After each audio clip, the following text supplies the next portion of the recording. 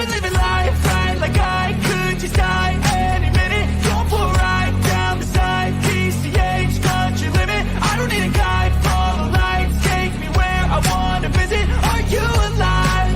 Or just breathing? Cause I've been living life right like I could just die any minute. Going for a ride down the side, PCH, country limit. I don't need a guide, follow lights, take me where I wanna visit. Are you alive? Or just breathing? Flashing red lights, driving at night, windowless ride, feeling alive. Nothing in sight, forever in flight. Follow those lines, we'll make it this time. Blurry street lights, work as a guide to memories that we're making tonight. Oh yeah, we'll make it tonight. Yeah. I'll do anything that I feel like I wanna do. I'm living life like I got nothing left to prove. No end in sight, just always staying on the move. I'll go all night if that's just what I got. It's life's too short to care about what you can't afford. Memories are in what you explore, so just don't be ignored. Go ask for more, go ask for more. Cause I've been living life right like I could just die any minute. Going for a ride down the side, PCH, country limit. I don't need a guide, follow lights, take me where I wanna visit. Are you alive? Or just breathing? Cause I've been living life right like I could just die any minute. Going for a ride down the side, PCH, country limit. I don't need a guide, follow lights, take me where I wanna visit. Are you alive? Or just breathing? I'm in a race that everybody's chasing fast. They wanna be that someone on the screen at last. They ain't looking inside for their needs in life. They wanna be liked by everybody in sight. But trust me, being free ain't spotlights. No, it's long nights and it's long fights with yourself all the time to get your mind right. But if you put in the work, you can find the light, alright? I'll do anything that I feel like I wanna do. I'm living life like I got nothing left to prove. No end in sight, just always staying on the move. I'll go all night if that's just what I got. It's life's too short to care about what you can't afford. Memories are in what you explore, so just don't be ignored. Go ask for more, go ask for more.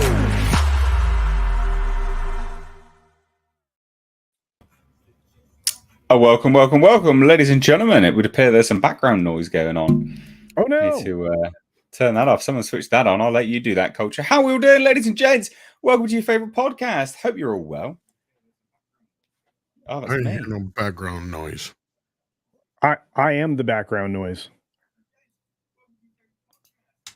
I guess that's like I'm the law. I'm the law. I can hear me through one of your speakers. Is it me? Are you sure? I can hear it. It's very annoying. It wasn't me. I'm Was it not me? sure what you're hearing. Mute Culture. I'm on Mute echo yourself. cancellation. Mute dude. yourself. I can't Let hear me see you if it's either. me. I'm on echo cancellation. Mute yourself, like he said. I'm asking you to mute. Right. Let's see. Can I hear anything? Wait, All right. there's a delay. I hear you coming something from your end, Mr. H. Is it from my end? Do you have like a thing playing in the background maybe that you're not? Shouldn't. I This is heard very it coming annoying. through. It was really weird because we were both muted and I still heard it. How bizarre. How bizarre, like how bizarre. Welcome to the show, kids. This is how the professionals do it. Oh, I don't want to put my headphones on. God. Yeah, because I got echo cancellation on too. We'll do this. Hold on. Okay, how do I sound? Do I sound beautiful? You sound fine to me, Culture. You all sound We'll do fine the to me. headphones. I don't hear any echoing. Right. We'll do The these. producer in the background says the same. So, hi, kids. We'll do this. See if I can hear myself. Well, welcome to our very professional show, ladies and gentlemen. This is so... You do the intro. I'm pissing off and trying to correct this. Go. Ladies and You do gentlemen, it. welcome to the H-Cast, your favorite podcast every single Every single week, we have this twice a week. We have it a little bit later in the day on Tuesdays and a little bit earlier on Thursdays. And almost always, we have a surprise or two for you. Nate is glorious in his presentation of information and facts that are not otherwise entered into the public record. And because you are here to enjoy the dulcet tones of one, Mr. H Reviews. I'm back. He's back, ladies and gentlemen. I'm back. Do you know what it was? No. We're so professional. Do you want to guess what it was? What? So I may have left the YouTube stream window open in the background. That's what I was thinking. I've done it before too. We all do. You know why that is, don't you? Because I Where's never it promote coming the show from? enough. Because I never. Why was that? What the fuck's going on? I never promote the show enough. So I'm like, well, I'll make sure. I'll load the stream. I'll share it. I'll tag everyone, right? And get this promoting. We'll get it out there a bit more. Epic fail because I left it open. Well, and also epic fail. Ruined the intro to the show. Where did we get? I can't retweet you. Why? Oh yeah, because I noticed had that to hype too. myself. Yeah, I'll explain. Yeah, well, sorry, you have to shake yourself. I'll explain that in a minute. Guys, welcome to your favorite podcast. Forget everything that just transpired. That didn't happen. This is episode number 88 of the most well-run podcast you will ever see in your life. We don't have any technical difficulties ever, or people being absent-minded fools. Anyway, we've got a fantastic episode for you today. Jonathan Majors, Hollywood Cesspit in general. We've got the American Society of Magical Negroes. No, I didn't misspeak. That's quite literally a movie. So we're going to talk about that. Yeah, unbelievable.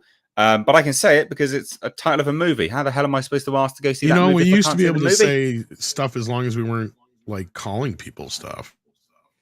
Well, who knows? We're going to be getting to it. Jonathan Majors, shit's hit the fan. Ex-Whammon, what's going on? Is it going to be like the Marvels? Probably. Just bizarre stuff going on in the world of movies. So that's what we're going to get to today. Ladies and gents, please do give the video a big thumbs up because clearly I need some support and, some sort of community spirit right now from my abysmal technical difficulties that just occurred. No, give the video a big thumbs up, please. It's not for me. It's to hopefully get YouTube to tell you that we are going live with your favorite podcast in future. You want to join in to this podcast, get your comment, question, whatever it is, suggestion, proclaim your love to Tom, culture, me, whoever. Super chats are the way to do it. It's a great way to support the show. All kind of jokes aside, we get heavily demonetized here.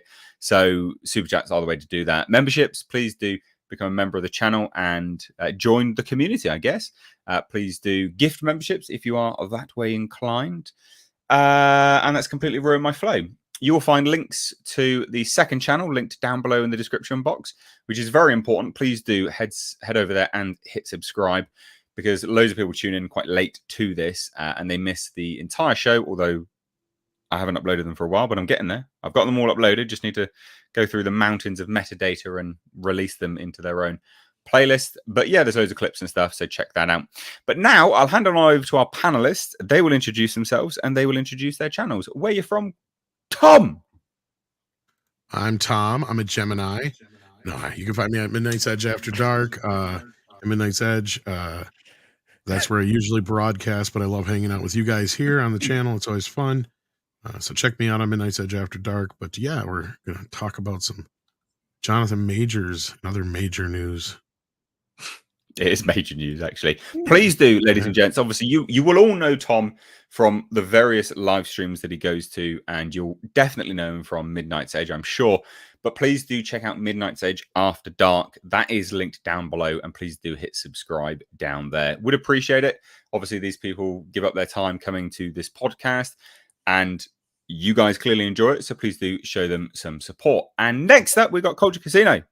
Ladies and gentlemen, boys and girls, you can find me anywhere and everywhere under this name, Culture Casino. I am on YouTube, Minds, Odyssey, Getter, Rumble, and, YouTube. So find me there. Enjoy my channel. I drop a lot of dismal Disney news. That's what I seem to be specializing in these days, and there's an awful lot of it, including several stories we're covering today. Okay, there you go. There you go. But links to everyone's channels that regularly or generally appears here will be linked down below in the description box. So, story time as to why no one can retweet me or if you don't follow me, you can't see my post now on Twitter. Just as a quick one, I had to lock down my social media because I'm no longer doing a master's degree. And I'm no longer doing a master's degree because it would appear someone has decided to sleuth my social media and cause a massive ruckus. That in combination with some other bits and pieces. So thanks, cunt, that did that. Because you might be watching. So, This is for you. thanks. Who did that? So there you go. So apologies for the harsh language, but they are. Someone that is that way inclined is just the biggest pile of douche I've ever witnessed in my life. So that will just explain it as a quick aside as to why things have been locked down briefly. They will be open again at some point, just when I see fit, quite frankly. And it also, my pursuit of a Masters of Science degree is not over either, just as an FYI. I've applied to another university, so who'll get the last laugh? Me, of course. Anyway, You win. so They get your money. Just to explain why that's on lockdown for the time being, but it will be changed at some point. So yeah, sorry, I didn't realize. I actually didn't know you guys couldn't retweet that stuff. I wasn't aware. I navigated around it and sent out my own tweet. So there you go. There you go. Excellent stuff. Excellent stuff. So just as a quick one, we do have my I think I missed it. We had a member milestone come through from Tyler Reeves, been a member for 30 months. Says, "What's up, Mr. H? How you doing, Tyler? Thank you so much for supporting the channel and getting some nice little Mr. H emoji things next to your name. Do appreciate that. It goes a long way. Memberships as well as super chat. So thank you so much." And we also had this from CC Karaoke for $2 Canadian. It says, "Culture Casino is less than 200 subs from Pigtails." What on earth is Pigtails? Yeah, I don't know how that happened. Somebody must have You agreed decided. to doing something really stupid. Is that what's happened?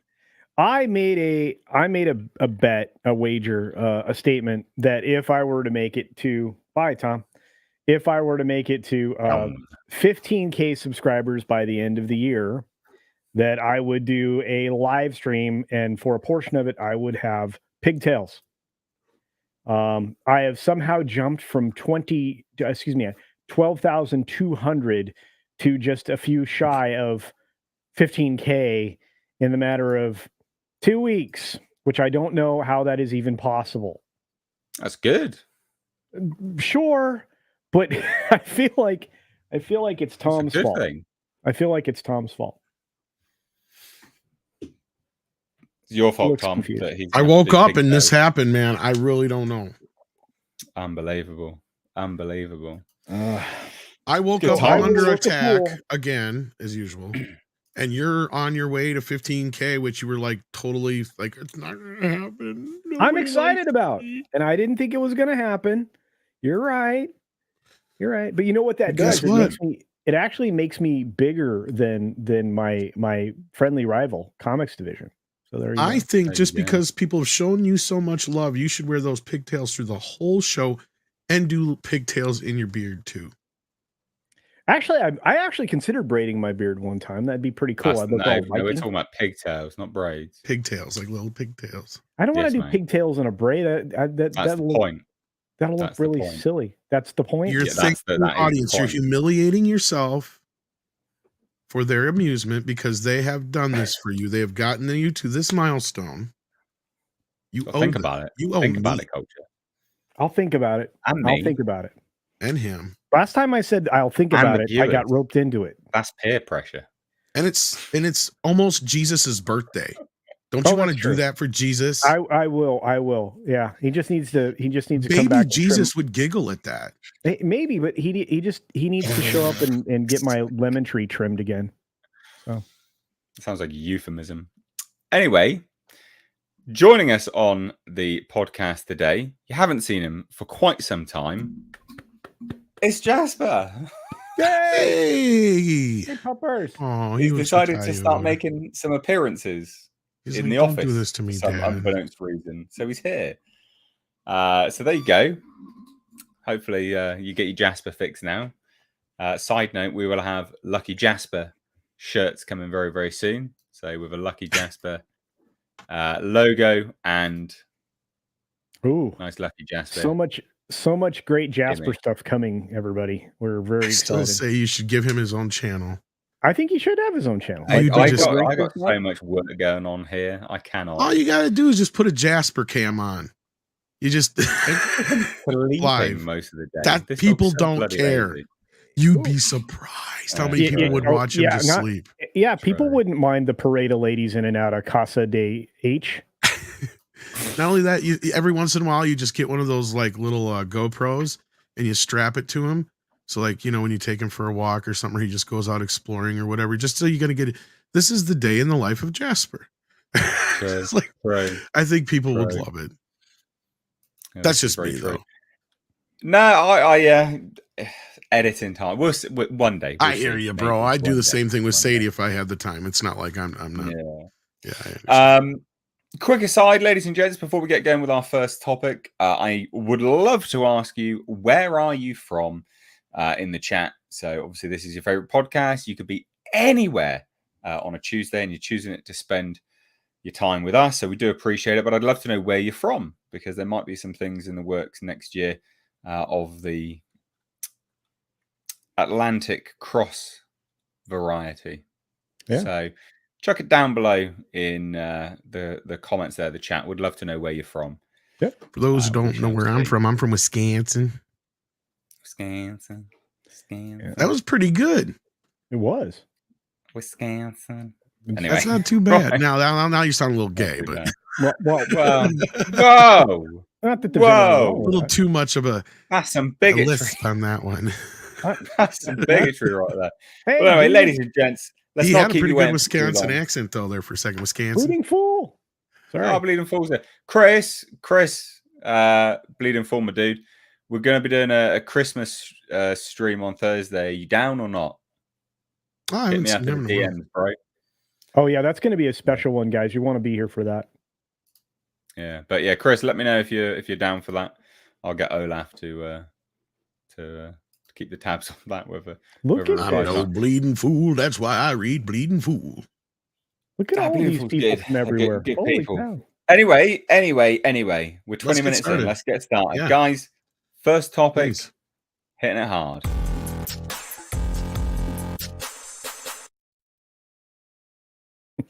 Yep, Jonathan Majors found guilty. So it was found guilty of two of the lesser counts. I think it was, wasn't it? Rather than I thought it was all 3. 4 counts. Okay. Oh, was it Was it 3? 2? Sorry, yeah, might be the case. Yeah. Found guilty, a jury of 3 men, 3 women, and yeah, Partridge. in a sentencing pear isn't until tree. February. Say that again. Yeah, Oh, I was just being a shithead. I said, and a partridge in a pear tree. that's right. Okay, right. Because you said 3 men, 3 women. Yeah, no. So sentencing isn't now until February 6th, if I remember rightly. But yeah, so he's been found guilty. The jury, they had a bunch more questions. The verdict was in. They adjourned for lunch, returned. Verdict was read. Jonathan Majors stood facing the jury. Sorry, and they said assault in the 3rd degree with intent to cause physical injury, not guilty. So we say it was 2. Yeah, I was right. It's 2. Assault in the 3rd degree, recklessly causing physical injury, guilty. Harassment in the 2nd degree, guilty. But he was not guilty on aggravated harassment in the 2nd degree. Still relatively serious. And people have gone mental about it online. Like crazy, comparing him to Ezra Miller, which is fair enough. Actually, I do agree with that. But different companies, different state. It's crazy. So he's now fired from Marvel. So we know that. Now I would argue, and Tom would agree with me, he's probably been gone this entire time. They were sitting on it waiting. Yeah, it came down pretty goddamn quick. Yeah. Yeah, something that we weren't aware of was he was still actually with a talent agency. So his talent agent left their company and went with WME and took him with them. So he was technically still represented. He was represented by WME. Well, then why didn't he bring realise this individual in as a character witness then? That would have helped him a little bit. Because that was the other thing I that agree. stood out. Just to go back to the trial a little bit. I mean, I see a lot of people who like, oh, he was done dirty. He was innocent. He was running away from this chick. People forget that he came back the next day or later that night, however you want to look at it. It was like the middle of the night when he showed up. And instead of staying with her, he stayed in the lobby while he waited for the cops and paramedics to show up. We've seen the texts. We have the audio clip. Honestly, I've known people who have done less and gotten worse. So the fact that he only got misdemeanor charges out of this means he kind of got off light. But I understand also at the end of the day, the real punishment is he lost his career. But I agree. I believe that when I heard that, what was it, back in April, that he had been let go then. Yes. And then WDW Pro said he had heard the same thing. Yes. And then like the day or so after that is when his agency dropped him and he lost all those other movies. I was like, yeah, that's kind of our proof right there. And Andre pointed it out more poignantly. And he said flat out, he's like, your agency ain't going to drop you because you lost a couple of indie features and smaller movies. They dumped his ass because he lost the Marvel deal. Because people got to remember, he had 3 or 4 movies in line that were coming up. He's going to be paid big, big money. I just want to point out that as part of the intro, you saw we had already reported this way back a few months ago. So we knew this had happened, and that Disney was just holding it close to the vest. So it's not, as Tom was just saying, we talked about this a lot, that he's done. He is done. And Disney just finally let you know that. Yeah, I think it's important to note, right? There's 2 things in this, like whether you agree or disagree, whether he should be found guilty or not. It's not for us to decide, right? No. I always said we'll wait to see how it goes down. It'll be interesting to see how it goes down.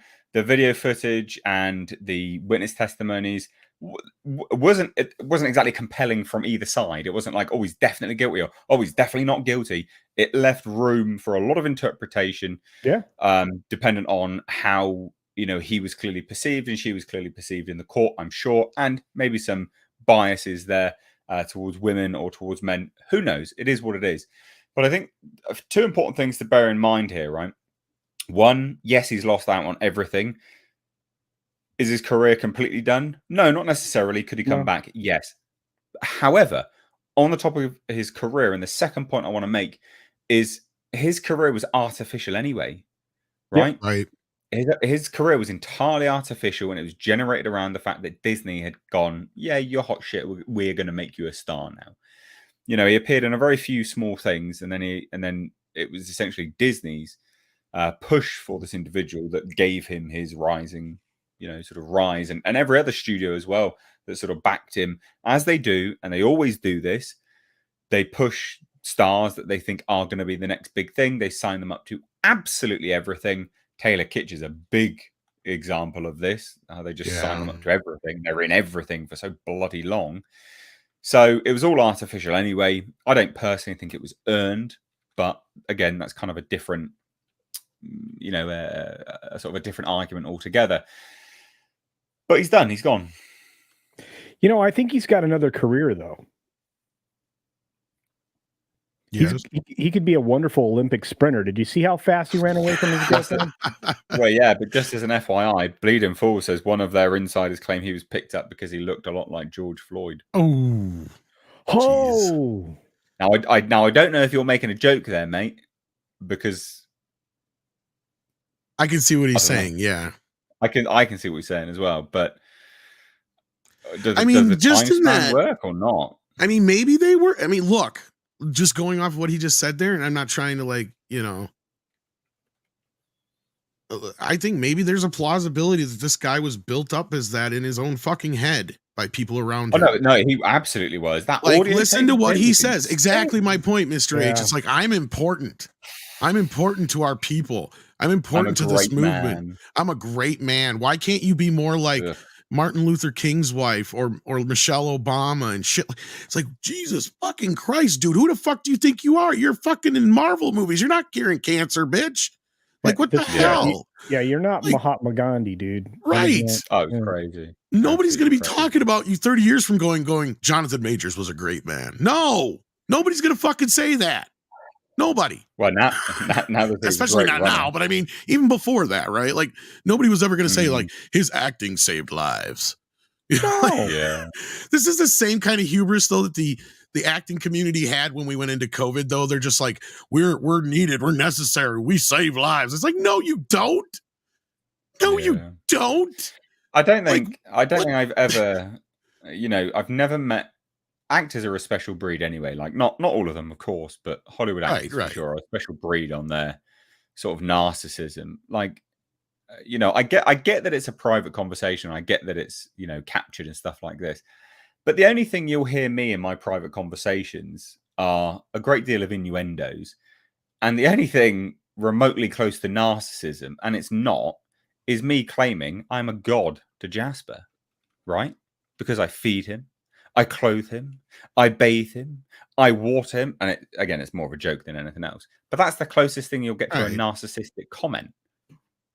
That's it, and that's more, as a sort of a conceptual look at the relationship between an owner and their dog. You think your dog is like the specialist little creature around, and they think you're the specialist little creature around, right? It's that sort of symbiosis of mutual, love that an owner and a dog has. But this kind of commentary of I'm a great man, you need to be more like this, I'm going to do this, and blah, blah, blah. I mean, that stuff's insane. That's the kind of shit my cat would say to me if he could talk. Yeah, true. Very, very true. Very true. You should but be it's just grateful I let you pet me. Should be grateful I didn't scratch you today. God damn it. Exactly. They are like that. Anyway, sorry. I just thought since we're talking pets. Yeah, no.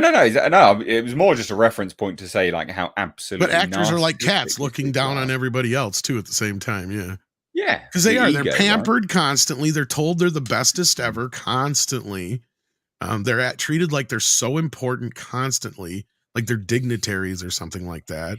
It's like, yes, once in a while, a movie can transcend. I'm not going to disagree with that, right? We had certain movies that came out at certain times that keyed us in on certain things like AIDS. You had Philadelphia that really kind of brought that to the forefront. I just watched JFK last night. I was reminded, oh my God, yeah, that's right. This movie reopened that fucking case, right? Like movies can make a difference. But as an actor, you're not curing cancer, right? You're literally like, there's a great story that Robert Meyer Burnett used for the soundtrack of Free Enterprise that Shatner tells about. He was out jogging one day and there was a fire, and they're like, somebody's like, there's a kid inside, and there's a kid inside. And Shatner went in and he come out coughing and hacking because he couldn't fucking breathe. And he looks up and the kid's already saved. And he's like, he reminded himself, oh yeah, I'm not fucking Captain Kirk. Right? Like, I'm not a fucking hero. I'm not this fucking thing I portray on TV. It was kind of one of those moments. And it's a great little fucking story that it tells. But it's like sometimes these actors need to be knocked back down to earth a little bit and reminded that you play pretend for a living. Right? Like, that's all you do. Sure, once in a while you may do some fancy stunts like Tom Cruise, but you're not really putting your life at risk for anybody but yourself. So and I will say that moment in that film, Free Enterprise, that, by the way, that's one of our favorite friends that made that film possible, RMB. That is a unique moment where it does reintroduce the idea of humility, and we don't have any actors that actually suffer from humility right now. And I say that with a special emphasis. I think the last person to actually understand their position in life may have been Jenna Ortega. When she recognized certain aspects of herself and presentation and everything else, but you don't get that very often. You don't get a lot of people that suffer from humility. Maybe James Marsden. Let's pivot to the fact that he's gone now. Well, that's a problem. I'll go out on a limb. This isn't me championing him being fired or anything along those lines. But I want to talk about him being removed from the MCU and whether that's a good thing or not, because I personally think it's a relatively good thing, just in terms of the possibilities it opens up now, because they openly admitted that they built this around him just because they liked his performance in Loki. There was no set out plan. They just made it up as they went along, which was a terrible idea from the start anyway. The same as this multiversal nonsense. So we kind of allegedly knew he was fired anyway, and I stand by that. I definitely think he was. But do we think this is a good thing or a bad thing? Yay or Nay. Well, I mean, I think Andre put it best, kind of going off of what you just said. Yeah, he believed my sources and pro when we first heard it. Yeah, he was gone, and we've kind of seen a shift.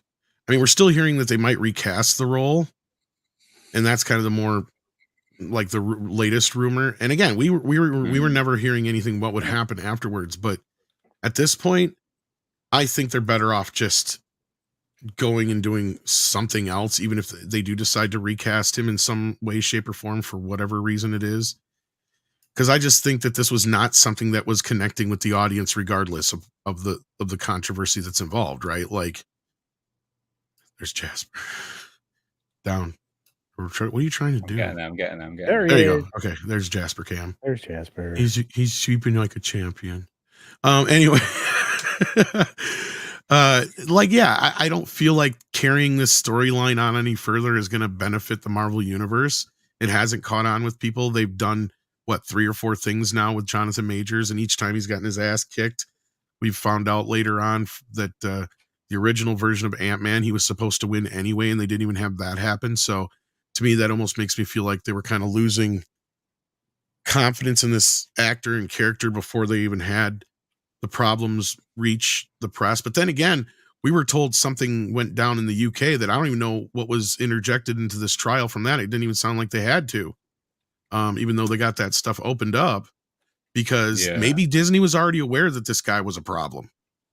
Because we got to remember, both of these last 2 incidences that we're being told about happened in the midst of production of both the Marvel projects. One happened in UK during the shooting of Ant-Man that was supposed to be unsealed, and we didn't even, like I said, hear anything about what actually happened there.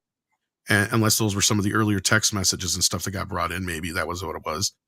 Otherwise, the other one happened in the midst of the finishing of Loki season 2 in March. And from there on out, like Andre pointed out, like the way it ends in Loki season 2, you can kind of just leave it at that outside of the Council of Kangs.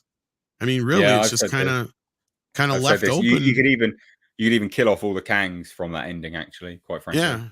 Yeah. So at that point, he's like, you might as well just move on to something else. And I think that's kind of what they're going to shift to. I mean, they may do some kind of button up on this, but yeah, you never know.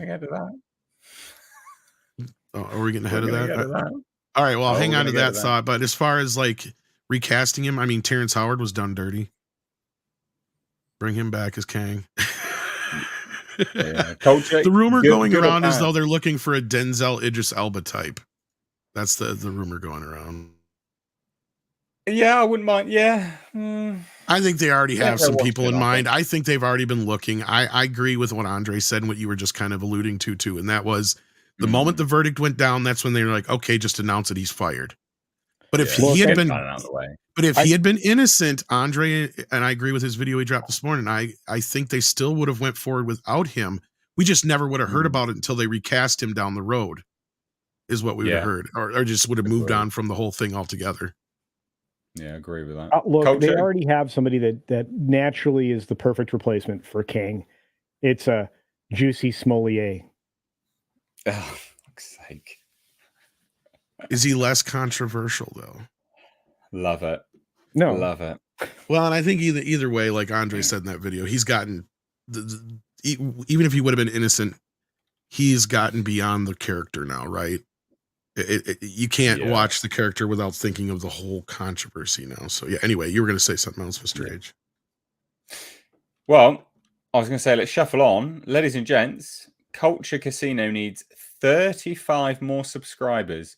Unbelievable. If you're not already subscribed to Culture Casino, please do go and subscribe right now, because what he will do if he crosses the 15,000 subscribers right now, he will literally put his hair in pigtails on this show. That's not the deal, dude. That's not the deal. It's the new deal I've just made. I don't like that deal. I unsubscribed from that deal. All right, I got a new way of it. Okay, Mr. H, here's what we got to do, because we got to save the pigtails for the actual pigtail stream. Yeah, it has to. We'll humiliate him a different way. We'll make him put it up in a hair bun. No. Also, no. What is wrong with you? What can we get you to do then? Shirtless? I don't want to see that though. I don't want to see it either. I'm mean. Well, fine. Can you borrow a shirt or something from the wife? No, I'm just kidding. I don't want to do that. ruining my fun. People are liking the man bun idea. It looks like. I don't. I don't. I don't like it. People are That's liking the the pigtails, point. mate. People are liking the pigtails. Pigtail the beard. That's what people are saying. No, That'd be Pigtail like the me beard. going, look, if you can get me to 30,000 subscribers, I'll do a wet t-shirt stream. aren't you already at? Nobody wants to 30,000 see that. subscribers? I don't want to do that. That this is a lesson to you guys, right? You should never make arbitrary comments No, on don't. subscriber growth, because Don't. I made an arbitrary comment once. I was like, I'll do a face reveal when I hit 100,000. Never thinking I would ever hit 100,000 subscribers. You did. And I fucking did. And I had to do a stupid bloody face reveal. But to be fair, Mr. H, outside of the stuff it may have caused in your personal life, all of us, you're the one guy who's fortunate enough to look the way you do. Yeah. It took 'Cause, a I mean, lot come of on. hard work. Tom. One of You're the funniest discounting. things that ever happened in the annals of internet history, and I wish we could still see the stream because unfortunately Uche took it down before he passed and we can't get access to it, was when you revealed to him what you looked like, and he had to obviously go, oh shit, I thought I was dealing with some fucking chode. And this is a guy I probably would have seen in the fucking locker room. You know, like that's what he's dealing with at that moment. That was gold at that moment. That was gold. That was a funny You guys, story. That's It's a shame the he true took it story down. of never judge a book by its cover. Yeah, well, Uche will be missed. He was a big old bear, lovable guy. He had a very strong personality, and he would stand his ground. That's for sure. Yeah. What we'll do, real quick, just to shuffle it on briefly, apologies. We've got some super chats to get to, and then we'll move on to our next topic. So, just as a quick aside, you want to support the show, which I would encourage you to, because we get heavy demonetization here, and your comment gets read out. We engage with it. Please do. Super chats are the way to do it. And that's the way to get us to kind of chit chat with you, I guess. You don't have to, just as an FYI. So Accent Seller sent in 15 Norwegian kroner. It says, Mr. H, if you hadn't shared that you studied for a degree diploma, then this wouldn't have happened. Reminder to be selective on what you share on the net. No, that's actually completely incorrect. So just to set the record straight, it was someone from the degree course. So it doesn't matter whether I would have shared it or not. They knew what I looked like, and then they went and sleuthed me online, and then that's how it came around. So no, it's not actually one of you, because no one knows what I was studying or where I was studying, etc. It wasn't that, just as an FYI. So just important to clarify, it wasn't anyone that watches me already. It was a total douche canoe on the course. It's the cancel pig bullshit, basically. Yeah, it absolutely was. It was a form of cancel culture, basically. But like, never mind. I'll have the last laugh. Plus, I do have the last laugh. I'm here chit-chatting to you guys. You're watching your favorite podcast. I host your favorite podcast. I mean, this is me having the last laugh anyway, right? I thoroughly enjoy what I do. I wouldn't do it otherwise. So, fuck these assholes, I guess. D sent in 20 Australian dollars, says, "Oh, hail the great god of Jasper." Looking very godlike. Tremble before me and feed Jasper treats. I know he's a very sweet boy at the moment. He didn't want to be in here for this. I've been here now 2 years, haven't I? Coming up 2 years, and he didn't want to be in it at all up until recently, and now he's been coming in quite often. So that's good. I'm glad, because I kept that bloody sofa couch just for him. I didn't want this couch. It's his couch. No, it wasn't. Yeah, exactly. It was his couch, right? So I had this couch. This was the couch that, was in the background of my videos before. And this is his couch. I bought it for him. And so I brought it here for him as well. I wouldn't have done it. I've got a different couch downstairs. Anyway, never mind. He looks like Black he Saber loves sent in $3, says you need a Jasper cam, Mr. H. Told you. I know. I will try. Here's what you do. You just get like one of those like security system things, like where you get like 5 or 6 cameras and you just set them. This is where I've been thinking about what I'm supposed to do with a Sadie cam, and just set him up in like the 5 or 6 places he always goes. That could work. Yeah. And then you just flip to the Yeah. And some of them you can even set up for like motion. So like when he stops at one place and goes to another, it should pick it up, or you can just have the 4 or 5 screens all at once or whatever. That'd be quite good. And then you even have one tagged to him or something once in a while, just to make a little GoPro. Real quick. we've got to salute Miranda Sinistra. Salute. Thank you so much for gifting 20 Oof. Mr. Wow. H membership. Merry That is Christmas, ladies and gentlemen. absolutely incredible. Genuinely, thank you so much. And as a result of that, now demands to be named God of the Chat today. Well, Miranda, we can do that. If you do any more super chats, we will call you the God of the Chat, and you get a salute. Today. So There you thank you go. so much. Merry Christmas! Thanks so much, God of the Chat. Do appreciate that. Yes. Yeah, thank you so much, honestly, and everyone grabbing a membership for that as well. Awesome. You enjoy that, and hopefully you can continue it on as well. It's snowing gifts. So let's shuffle on. This is kind of what you were alluding to. Ruh-roh, George.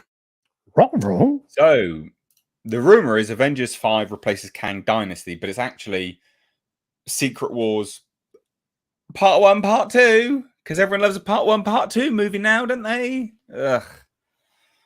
Well, this is I think what Andre was saying they should have done anyway is just canceled the Kang Dynasty and just jumped to the Secret Wars. Yeah. Yeah, I mean, so apparently it's going to be Part 1, Part 2. This comes from good sources, not bad sources, not like just being pulled out, my bumhole. So Jeff Snyder, who's had some pretty good tweets and pretty good scoops in the past, says, I told you that the next Avengers movie wouldn't be called the Kang Dynasty. The name Kang only conjures thoughts of Jonathan Majors. I said this before it was revealed that Marvel hired Waldron and stood by it when the trades kept calling it the Kang Dynasty. Effectively, Secret Wars is now a two-part conclusion to the Avengers saga, which actually follows on from some things which have been said before. So the editor and reporter of the Hollywood Reporter article that reported on the fact that Jonathan Majors was fired tweeted out, Marvel now has two options: recast or focus on a new villain. There are indications that Avengers 5 will now focus on a new bad guy, so it's already laying that framework. And it also follows on from the Variety article. This is why we know he's been gone for a while. The Variety article that just revealed all the chaos at Marvel says, at the gathering in Palm Springs, executives discuss backup plans, including pivoting to another comic book adversary like Doctor Doom.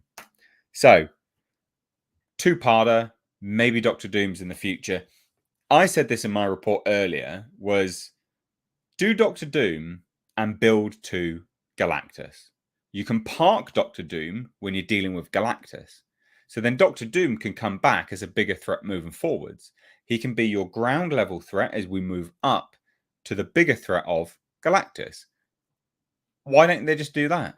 Because they're constantly so quick to go into the biggest and baddest sort of villains they possibly can. Just bring it down a bloody notch. Doctor Doom's a great villain. And I say ground level like it's demeaning. It's not.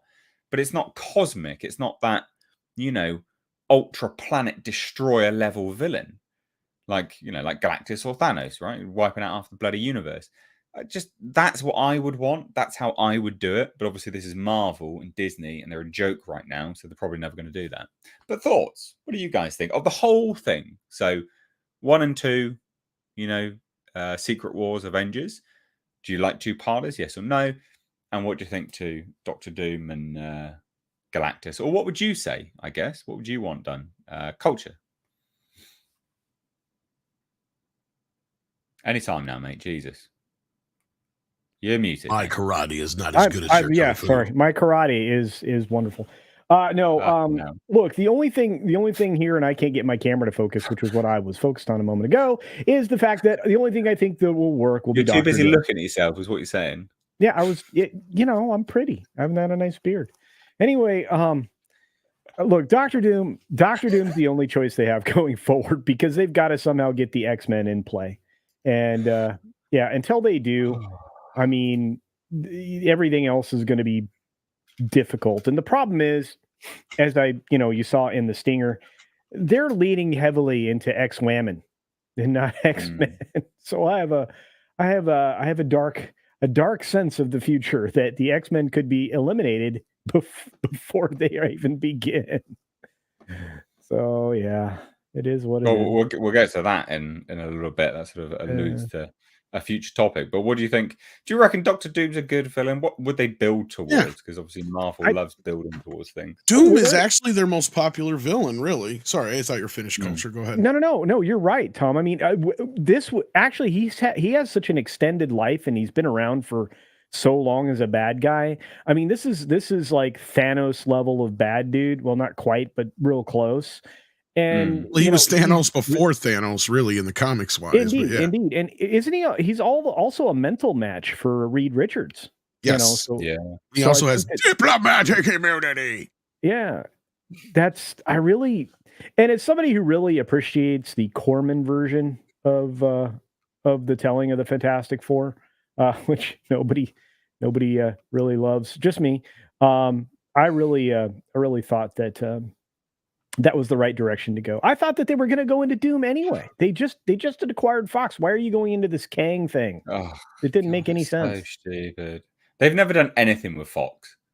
They bought it and they've done nothing with it. Completely pointless. Anyway, get annoyed with that. Not only that, they had the perfect opportunity to have some fun with Elon Musk with this character, because you can almost treat him like an Elon Musk type of character. But the thing is he's so fucking egotistical, right? Like, that's the thing. One of the better versions of the character is he wears the mask because he's, in his eyes, deformed. And then when he takes the mask off, it's just a little scar on his face that he's all fucking, all upset about. So I love that version of the character. I mean, of course, in the original version, I think he was much more deformed, but no, like, it's just, he's a character that is grandiose. He was like Darth Vader before Darth Vader. In fact, I'm pretty sure that Lucas pulled some inspiration from Doctor Doom. He's that kind of a character. He's a demanding presence. Like I said, in the Marvel Universe grand scheme of things, like, I didn't know who the fuck Thanos what really was outside of mentions of him here and there until the movies made him out to be a bigger thing than he really was at the end of the day. Because my understanding was the whole reason he snapped half of living beings out of existence was just so he'd get a piece of pussy. And that's true. If you go back to the original story, that's what it's all about. He wants to impress Lady Death. It has nothing to do with bringing balance to the universe or any of that kind of grandiose stuff. That was all added in the Marvel movies. So, I mean, you could have some, honestly, I thought the obvious place to bring him in would have been Black Panther 2, because you have two different countries that are made up in this universe, right? You have Latveria and you have Wakanda. Yeah. And you could have had like a little imaginary war between the two or something like that was brewing or whatever. I mean, there was a lot of places they could have went with this character. I mean, even Sokovia was supposed to be a stand-in for Latveria because they didn't have Latveria. So, like, I mean, yeah. So actually now they got 3 if you count that. Well, didn't they introduce Latveria in Moon Knight as well? It may have been mentioned. I didn't finish Moon Knight. Like I'm saying, like, yeah, because like Culture said, they've had, 5 years now? They could have at some point dropped some teasers, started talking about Victor Von Doom as, how he's this philanthropist or whatever, and he's this scientist philanthropist, and he like invents these things and does things kind of like Elon Musk. As Neil is saying in the chat as well, he's saying you got the Sokovia, that could have been Latveria as well. There's loads of it originally was from my understanding it was their stand-in for it, because they couldn't use Dr. Doom or Latveria. And someone is saying that Moon Knight did hint at Latveria. I did think that they did. I thought that they did. So it has already been brought into it. Yeah, they absolutely should have. I mean, they should have done it. They should have done. Doctor Doom was the choice, but they've been not steadily. It's like been full steam ahead, moving away from these kind of things. Well, he's kind of the reversal of Black Panther. That's why I said he would have worked really well introducing him there, right? Because like, you got Black Panther who was thrusted into this lead role, as opposed to Doom, who is constantly grabbing for power, and shit like that. Well, Doom's an interesting character as well, right? Like, I mean, as you said, there's that sort of facet to him, but there's so many. There's a lot of nuance and layers to that character. You could do something really interesting with. So It's a Andre shame would that be they've great not for this followed. convo because he loves Doctor Who. Yeah. Mm. Yeah, no, I completely agree. Yeah, what a shame. I mean, look, do you think anyone's going to be interested in an Avengers Part 1, Part 2?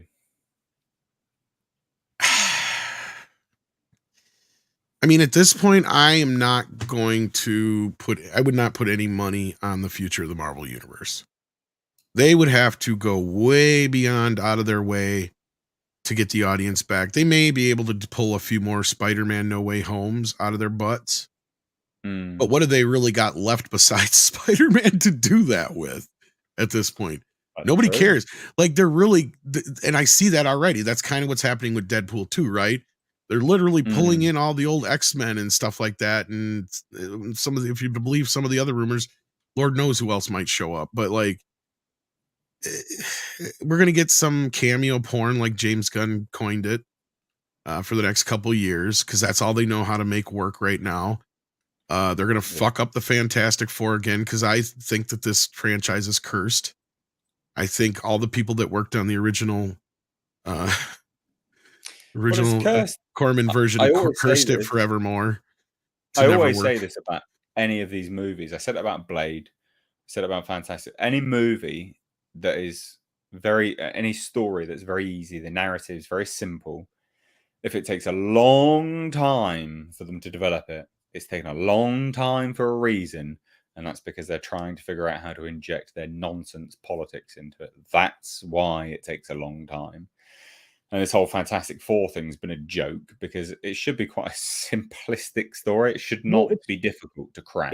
It's Marvel's first family. You just take the first set of books and just go. I mean, good grace.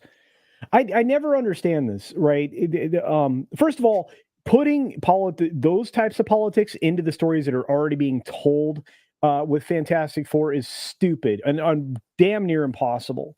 You're not going to be able to play into that unless you decide to make these characters something that they're not. And leaning hardcore into the idea that they're all female is really stupid and ridiculous. And I don't see that happening. I do see them making Reed Richards a bad guy, which, if they do that, they're going to lose so much ground. I mean, it's just, they can't afford to do that anymore. They've lost all of the goodwill, all the currency of goodwill because of their treatment of the characters in the past. And to take your first swing with like the first family, of the Marvels, that's dumb. You would literally set this back miles and miles, and that's foolhardy. That's one of the problems you do have. Culture is right already. The Avengers that we're left with right now, again, like I pointed out, outside of basically like Spider-Man, is nobody. Yeah. Thor is the only original member left alive, right? If I remember right, unless I'm forgetting somebody. Hawkeye, No, but right. he's crippled basically. So yeah. So, I mean, the actor, he's going to struggle now. I mean, even in the story, he's deaf and can't barely walk and move and shit. Right. You are right. Yeah, I mean, there's no one interesting that they've got now, or likable even as an actor. The only likable person, likable character at the moment is, like you say, Spider-Man, Tom Holland. He still sells stuff, but the other people don't. So they need to shuffle on to something, far more interesting. But I don't have faith in it. But it is what it is. It is what it is. Let's move on now. We've got a lot of super chats to get to. Yeah. Also, just as a quick one, God of the chat, thank you so much. Yes. Again, got to say thank you so much for the gifted memberships. God of the chat. I didn't quite realize the membership level that you gifted was as high as it was. So thank you. Genuinely. Do appreciate it. That's, massive thanks. We've got a salute from Tom there, doing his bit. Going by the name, I'm curious what to be goddess of the chat, though. But you do you, boo. Whatever you want to be called, we'll call you god of the chat. I think you can be a god and be male or female. And I think then I was just saying. I mean, what if God was one of us, Tom? Just a slob like one of us? Yeah. Let's get to some super chats. having this fucking conversation. Richard Curtis sent in £10. Says, just subscribe to Culture. Hope to see your beard dyed pink or blue or any other colour of your choice sometime soon. Anyway, keep streaming and having fun, and your fans will keep on viewing. Thank you so much. I will say this. Don't give us ideas. I also, as a rule, generally speaking, don't like anyone calling themselves a fan. Just as an FYI, I've always disliked that. As I've just never been comfortable with that. We're all friends. That's what I like to say. You're friends of the channel. You are friends. You're not fans. I don't like that. It's that weird. People forget where they come from when they get fans. I've never liked it. Anyway, just as a quick one. I mean, my weird, awkward ramblings that I do sometimes. Jason Webster, moving on, sent in $10 Australian. Says, as someone who graduated with a Bachelor of Communication, Film and Media and Journalism, I can't speak highly enough on how you guys, along with WDW Pro and Valiant, cover contemporary culture. Well, thank you so much. That's really kind. Thank you. I do appreciate that. Thank you. I haven't got anything, so I do appreciate the fact that you enjoy the way I cover all these things. Thank you very much. Larry Quadowitz dropped in $10. Says, hello, Miss H and friends. I saw Rebel Moon last night at a theatre in New York City and loved it. It was surprisingly brutal, considering this was the PG-13 version. Definitely not for kids. You get away with a lot for PG-13, can't you? Like a hell of a lot. Yes, you can show all kinds of violence and killing and maiming and murdering. Just don't show any boobies or say the F word. There you go. Because wasn't Jaws is PG-13, isn't it? I guess it was re-rated that. PG-13 didn't exist when Jaws came out, but yeah. I mean, if it would have been, it probably would have gotten that, because basically you have this thing with Spielberg, because that kind of started it all, is he got so much flack from Jaws that he kept fighting for like a PG-13 type rating, that by the time we get to 84, when Temple of Doom and Gremlins came out, and both of them having Spielberg involved, parents freaked the fuck out. So finally, the MPAA is like, yeah, maybe we do kind of need a rating somewhere between R and PG, because every other country had one already. So I think the UK had like 15, and same kind of thing for Australia and stuff like that. Yeah, we've got U, PG, 12.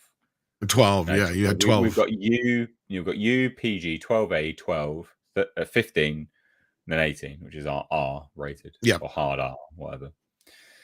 Yeah. Well, we'll get to that as a subject in a minute, Larry, my dude. Wartooth88 dropped in $5. Says, what are the panel's favorite sci-fi guns? Mine are Deckard's guns, or Fallout's plasma guns, melting people into green goo. Well, I've got to say, it has to be the pulse rifle or the smart gun from the Aliens universe. Love a smart gun. It was my favorite weapon. It was the OP weapon in Alien versus Predator, the game, of course, not that dog shit movie. I think I love a smart gun. I think from the Fallout series, if we're going to start there, I think the EM gun, sci-fi guns in general, mate. You choose and then probably every gun that exists in Cyberpunk 2077, or Cyberpunk is its whole entire world. I love those, man. Cyberpunk, that's his favorite. I do. You said. What did I say? Cyberpunk. I'm never letting 6 clip that, please. Cyberpunk. Sorry, what do you like? I said cyberpunk. You said cyberpunk. I heard it as clear as fucking day. I actually thought you said it on purpose. Pardon my French there, but yeah, I actually thought you said it on purpose as a joke. Now clip that. I love but no, I really do like the EM guns from Fallout 4. I think that's great. And what was it? What was the stupidest gun ever? In the original Halo, didn't they have even the Olaf needler? called you out. The needler, where it was shooting like these little pink darts everywhere. I don't know. He's lost it. He's lost it now. Mine are gonna be RoboCop's gun. RoboCop's gun, just for pure like. Love it all. I can't even answer this fucking question anymore. And the gun from District 9, just because I thought it was cool that you had to have the DNA signature to shoot it and all that business. So yeah, there you go. I don't think any of that's true. Oh yeah. Bleeding Fool. I agree. The little cricket from Ah, The Men in cricket. Black. I get a little midget cricket. Whoa! That was pretty good. Yeah. Yeah. Also, um, I noticed that. Speaking of midgets, they won't call midget dills anymore. They call them baby dills. Did you see that? That's some Yeah. bullshit. Yeah. I mean, why just not call them? Just Yeah, call that's them probably not a gherkin. thing in the UK. Yeah, the just the call 'em lawgiver gun, Dread's gun, is really cool as well. that's a cool one too. Yeah. I'm absolutely flipping that, sending it to you. Just so you make sure you said it. It's probably already on Twitter. Let me look. Not yet, but it won't be long, I'm sure. Oh wow. Cyber spunk. Can we get that on? Wow. Can't I need a shirt. I don't think I said that. Did you fucking say? You can deny it all you want. The shit's caught in fucking 1080p, dude. You definitely did. I don't think I said that. I'm not even. Well, I'm you like did. 100% positive. I'm not like, did he really fucking say? No, I fucking heard you say it There was a hard S and a P. because I was laughing my ass off. Look, I'm bright red like a beetroot. All right, I don't get like this. That's for what's nothing. hilarious. You should have just fucking owned it and said, like, yeah, I said that on purpose. Because I thought you were being funny. Hold on. It came out so naturally. No. Yeah, see, we all heard it. Okay. This is going to be Slip of forever the- known as the Cyber Spunk episode. All I know is it's a slip of the tongue. Okay. That's what she said too. Oh At God, least I Nick, wasn't- you've missed at least something I- comedy Nick. gold right now. At least I wasn't in a Senate chamber when I made that mistake. I'm just saying. Oh, we need that on a shirt. Careful. Oh, We need that on a shirt. Culture, cyber spunk. All right, Fantastic. with some like neon. Okay, I'll work on that for you. I'm being serious. That would I sell know like you are. hotcakes. I know That you would are. sell like hotcakes. When I did my review for Rise of Skywalker, and I said I was just pickled Snokes, just farming for snake. People love that shirt. I love Sold it. I think loads of them. it'll Pickled work. snow. I already have a caricature of myself saying things. So Cool. Nick, how you doing, bud? You right? Yeah, doing good. Just finished up with some work stuff I was taking care of for my boss. And then I got a door installer that's supposed to be coming here to do some measurements because I'm getting a new front door and storm door. I think that's The house. Doors are well expensive to hang it. Yeah, they're not cheap. Yeah. But Well, anyway, ladies and gents, real quick, this is Nick from Echo Base Network. He will introduce himself and he will tell you where you can find him. Oh, is the show over? No. Oh, yeah. We're just doing this new thing where I spotlight and you can promote yourself. Basically. Oh, okay. please take Go. longer to talk about your channel. Yeah. Used to be pretty much Star Wars channel. Now we moved on to other things. We'll still hit some Star Wars stuff from time to time. I run it with another buddy of mine that I've known since middle school. We actually become friends because of Star Wars. Do a stream every Thursday night, and then we have a Friday afternoon EBN cast from 2 to 3 Central Time. That's it. Quick, simple, Excellent. easy. There you go. And they can find you where? At Echo Base Network on YouTube. There you go. Yeah. Excellent stuff.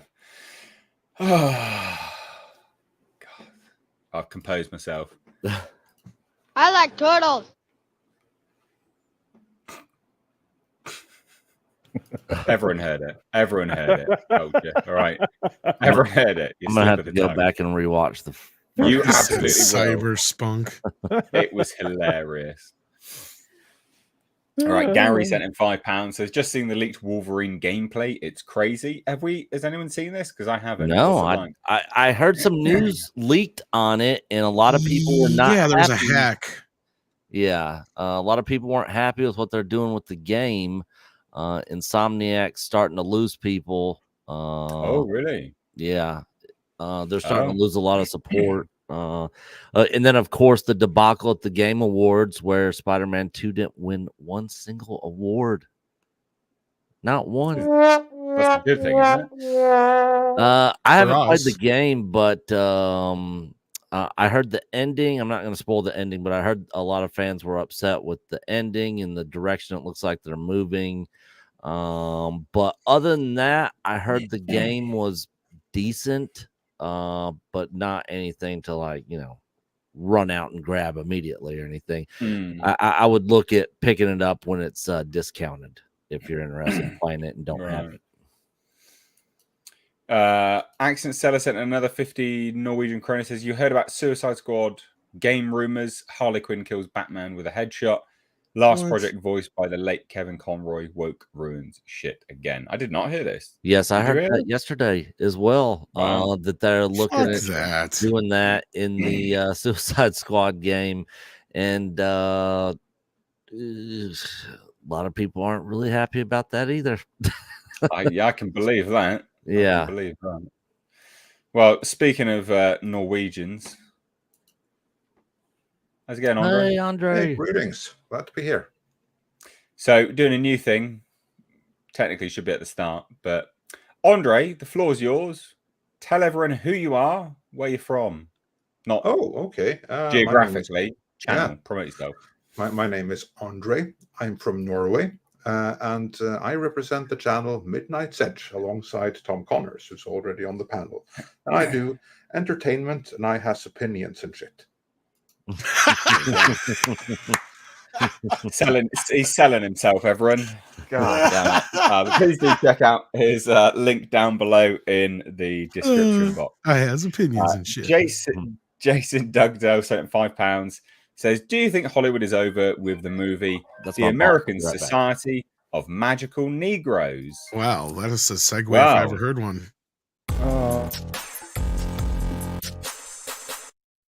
Say what? This is a thing. I just don't even know where to begin with this stuff. So, do you know what their job is? Yeah. Their job is, what's the most dangerous animal on the planet? White people, when they feel uncomfortable. White people feeling uncomfortable precedes a lot of bad stuff for us. That's why we fight white discomfort every day, because the happier they are, the safer we are. I'm just going to give you the floor, guys. You talk about this, because I'm going to say something controversial here. There's a movie that could be made in the reverse too. And think about how the wokey wokes would fucking react to that. Because I'll tell you what, I've spent my whole life, at least especially the last few years, walking eggshells around anybody who ain't white. God forbid I say something that's even remotely off, because I'm going to get fucking canceled. Yeah. Before I just had to worry about being embarrassed because I said something ignorant or stupid out of line. Now I got to worry about losing my life, my, everything because of this fucking stupid shit. This movie is an abomination from what I can tell. So the important thing to bear in mind, right, is it is supposedly a comedy, right? It is supposedly a comedy. I think the real issue I have with this here is the thought process of what is allowed under the comedic umbrella is very much a one-way street. Because if I had, if I decided to make a movie about this and said, what's the most dangerous animal on the planet? Black people, when they feel uncomfortable, black people feeling uncomfortable precedes a lot of bad stuff for us. That's why we fight black discomfort every day, because the happier they are, the safer we are. I would be fucking crucified. So I think it's important to note when we're going, oh, it's just a comedy. Oh, it's just a joke. Yeah, I get that. But just replace the word white with black. And you tell me that wouldn't instantly get cancelled. And the funny thing is that the log line, how it is right here, we need to keep white people safe. Otherwise, white people, there's no place on the planet. Well, maybe, okay, there's no place on the planet where you have black people where that's an issue. I mean, granted, if you suddenly have, like a black community materialized in the inner Siberia or something, yeah, then it actually might be true. But beyond that, everywhere else where there is some kind of multiculturalism and a majority white population, that is a complete and total fiction. But apparently, from what I've been reading on Twitter and stuff, and some stuff I've seen, that logline that you said right now, and if they were to make a movie where it was flipped, someone would go to holy war and stuff. But there are like some areas where that one would be closer to reality, apparently.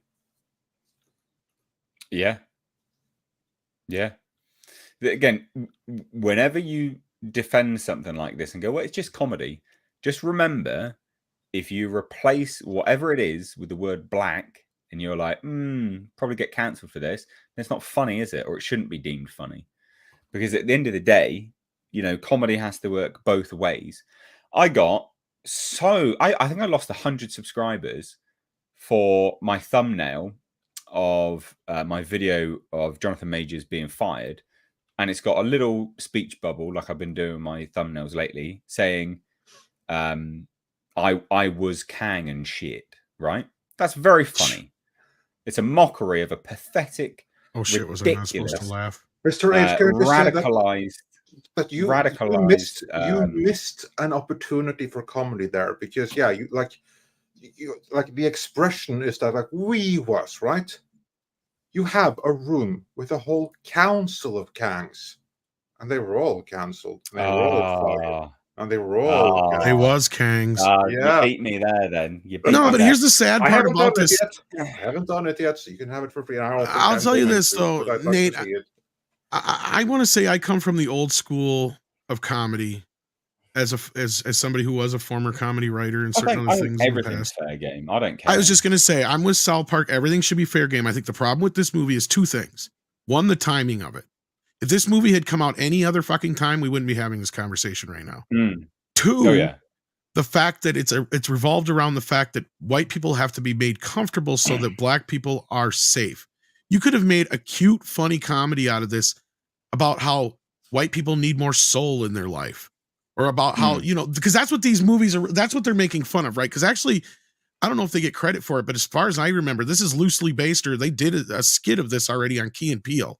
And that was fucking hilarious, because there was this epidemic in movies for a while where you had the magical black character who would show up and he'd either have some kind of magical power, he'd have some kind of magical like advice for one of the lead characters or what have you, or they would show up at the perfect opportune time, right? You had this trope, and I've made this argument that yes, that trope was actually a trope as opposed to the whole black people die first in horror movies, which is not a trope. That was a joke made by somebody, and people took it too far because it's bullshit, because most horror movies don't have black people in them. Like I said, and second of all, when they are in them, they usually survive. But anyway, that's neither here nor there. There could have been a decent film here made, but what they have here is a divisive film now. Like, you could have had fun with this, like one of the characters is a white person who has zero rhythm, can't dance, and so like this magical person shows up to help him learn how to dance, and he meets the love of his life, and then same thing, like you have these like a cute little story like that. And I've had other people bring up as like, well, if you have a bunch of magical people in this of one race, why aren't they just helping out their own race if they have magical powers? Like, there's so many. It's like, again, I reiterate, had you done this in some mundane fashion where it wasn't about making black people feel safe because white people need to be felt safe, then I think the movie would have been cute and funny. You could have had something here. Can I add? But otherwise, I think it's go ahead. Because everything that I have seen, again, I'm not in America, because like all of this black white, that's primarily America more than any other place on the face of the earth. Well, we didn't import it, unfortunately. And the UK. But from everything I have seen, it seems that everyone, because they say, oh, we have to make white people feel safe. From everything I've seen the past decade, everyone goes out of their way to attack white people nonstop all the time and do the precise opposite. I mean, it's just this past month and a half, that the only ones who have been more fair game than white people are Jews. Yeah. I'm not saying that's a good thing. I'm not condoning that in any way, shape, or form. And the next in line are gay men, whether they're white or black, it don't matter. I've even already heard a lot of black men say that, yeah, they're the new white man. Yeah. And I seen the one post that was hilarious because the one guy goes, yes, we finally got an upgrade. I'm like, I don't think you know what that means now. Yeah. I mean, this is so divisive anyway. Like, it's been disliked to oblivion, 61,000 dislikes out of 6.2 million views. Only not even 5,000 likes, because people are just like, this is just, because people can just see exactly what this is. They know what this is. It's just, you know. Well, I just have this problem because we've had a century now where white and black people have had almost all the same rights, right? I'm not saying it's always been perfect. I know that, especially in the South, there was a lot of places for a very long time where black people couldn't even go into restaurants. It was illegal to get married to a white person, et cetera, et cetera. I'm not denying that. But we had reached a point where things had kind of leveled off already by the 80s and 90s. And this idea that this is still a problem is what's dividing us now. It's creating new hate. Yep. Right? It's creating a new generation of people who are sick and tired of this shit. You got a whole group of people that are sick and tired of being fed the idea that just because they're a certain colored skin that they're born racist. It's tiresome. And it's good. It doesn't fly in the UK anyway, because we stopped it. Yeah. You know, multiple British people lost their lives stopping slavery. That's what pisses me off too. British people were the ones that stopped slavery, and the only places in the country today where there is no slavery are the white countries. You want slavery? At least not in a major form. You just need to head on over. Well, of course, you have like being bound by finance, but that's a slightly different thing. Or the thing where I'm not denying human trafficking and stuff is a thing, but yeah. There's a huge Libyan human trafficking trade at the moment. It's disgusting. There's more slavery now than there ever was. Exactly. Right now. There's more slavery right now. Absolutely. Than there ever was. And that's what I mean. And this is something that pisses me off with kind of like the social discourse, that it's so much is like based on direct false information and lies and narrative and ideology and plain fiction. As you say, there's more slavery right now than there's ever been at any point in history. And it's not in America, and it's not in the UK, it's not in Norway, it's not in Sweden, it's not in Europe. I mean, maybe in some closed circles in Europe, but then it's not going to be among the majority population. Yeah. Dear, oh dear. And the Brits in particular, the Brits ended slavery. But of course, the people who died for that are completely forgotten now, and even they're villainized still. Yeah, all of it. Brits as a whole are sort of villainized for it all still. But what a bunch of garbage! What a bunch of garbage! So I thought we would just highlight that briefly. I mean, that movie's going to fail. I hope it does spectacularly. That should never have been greenlit. I'd be interested to see it, to see what kind of message there is in it. If it is just made to divide, or if there is some level of irony. But even if it is, I think it's going to fail because most people won't even see the irony if there is any in it. The effect is just going to be to further divide and sow racial hatred in every way possible. Culture, you look like you wanted to say something. Well, no, I wanted to ask you a question, Andre, as you often do.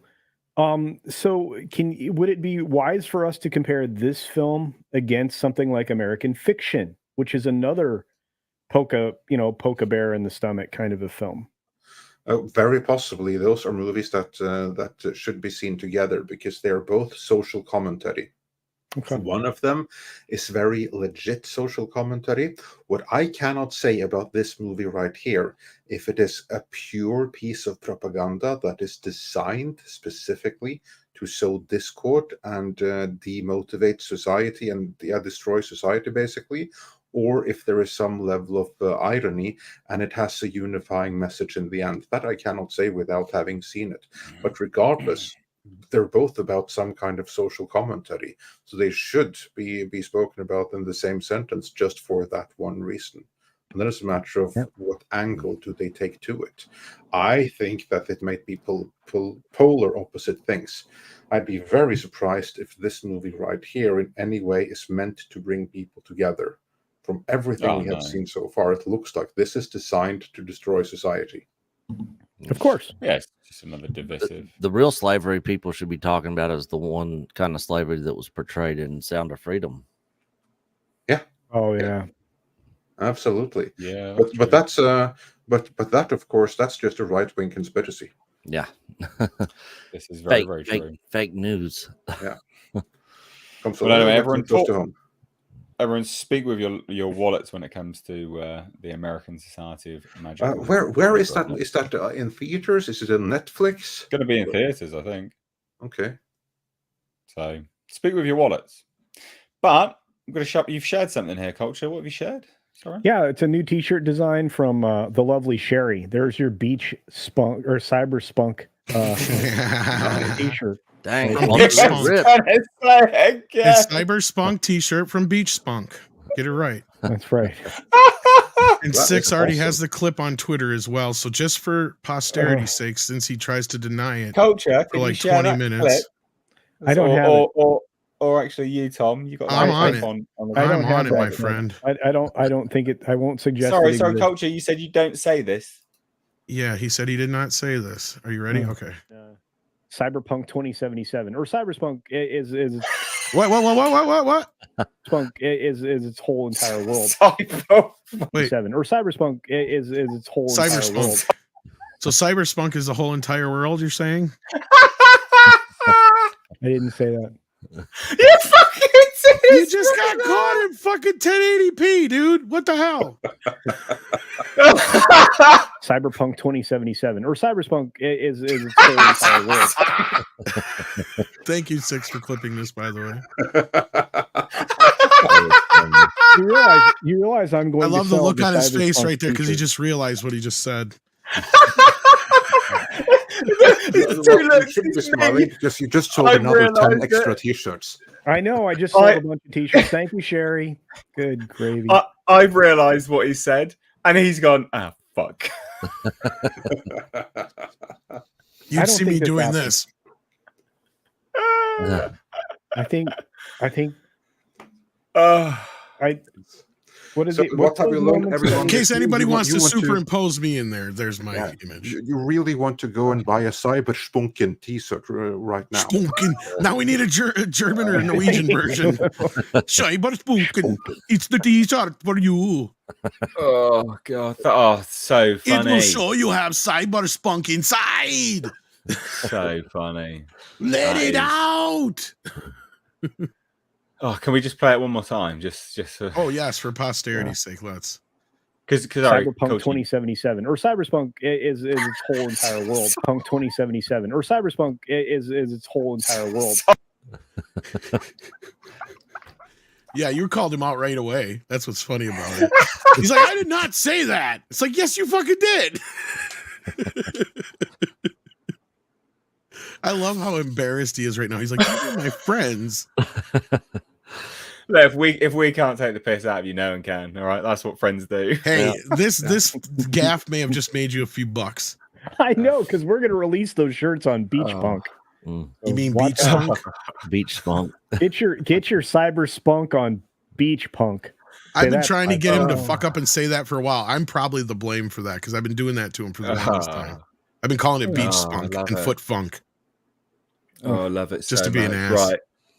Okay, let's get this show back on the road. We've got some super chats to get to. So, God of the Chat said for $20, Merry Christmas, gents. God or Goddess, I'm not picky. Well, you said God, so we shall call you the God of the Chat for today. Thank you so much. Thank you, God of the Chat. Macadama for 10. I think that's it. Is it Macadama? Yeah, for Macadama. $10 says, hello, friends. Posted earlier. Use the X-Men and Fantastic Four. How about a full-powered Franklin Richards comes to this universe to destroy Scarlet Witch, who killed his father, Reed Richards, in his universe? That could work. Never going to happen. Never going to happen because that's a strong man, and we're not allowed them. It sounds But very that would be convoluted, great. though, and a little bit too clever for Marvel today. Yes. Yeah, exactly. Richards could be trans though, and then they do it. Yeah, and by the power of that, they transitioned universes as well. Yeah, could be it. Metallica fan sent in £10 says, I don't understand why people are getting upset about the Insomniac leak. It games not announced or in early development footage of stuff. Things will change. Isn't it pretty close? I thought, was it? So people thought it was going to release. I'm guessing that they're talking about the Wolverine game. It was supposed to. People were saying that it was supposed to come out this next year, but it doesn't look like it's going to come out till 2025 now.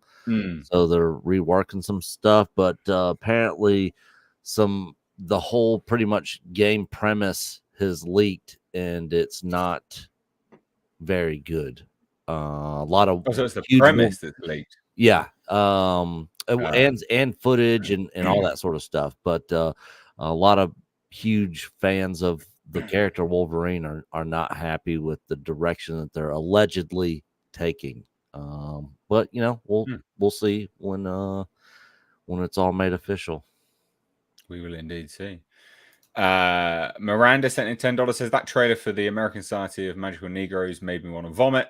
I'm so sick of Hollywood racism. It's got 60,000 plus dislikes, by the way. Yeah, so we obviously covered that. Sorry, got this a bit late there. Accent Seller sent in 50 Norwegian kroner, says Casino is Coach Casino's gone for a little bit. We'll get to that one in a minute when he comes back. Big Al Games for £20 says, yo, Mr. H, saw Godzilla -1 on Saturday. Thought it was bloody brilliant. However, took my mum with me to see it, and she absolutely hated it. She said it was boring, predictable, and had bad acting. Safe to say she wasn't a fan. It does seem to be quite... I mean, it is a male-centric, audience-based film, quite frankly. If you look at the demographic breakdown of the people watching it, it's predominantly men. It is predominantly men. So, and it is... I think it taps into that sort of immature element, not immature, but the inner child of men who like big monsters. So, it's not really a surprise, but I'm glad you liked it. Put it that way. Culture, are you back yet? See. We've got this one from Accent Seller. Casino and his cyber lump with cyber spunk. Thinking of Nate, what a cyber hunk with that cyber junk. Or was it in the cyber trunk? Cyber gun. # gamer. Fuck's sake. That was awesome. I mean, mate. My countryman is a proper poet right there, even in English. Oh my goodness. There we go. Thank you for that. Gary sent in £10, says, I don't like how in Arkham games Deadshot is white, like in the comics, but now in Suicide Squad he's black. Apparently the other guy is a poser, meaning Batman was too dumb to figure it out years ago. That's quite funny. Well, they're going to be connecting it all soon, aren't they? So doesn't that mean that they'll have to be unified across the board? Is that right? I thought the new DCU, they'd be connecting it all, interconnected, wasn't it? That's what James Gunn said in the first place. And then for some reason, he still keeps making this stupid Batverse. So this would not be in line with that. Because, he did brag that it's all going to be connected. It's all going to be consistent across the board. Well, that didn't last long, or maybe it hasn't started yet. I don't know. Yeah, we shall see. So we've got $5 Australian from Jason Webster. It says, update, Godzilla -1 about to cross $66 million.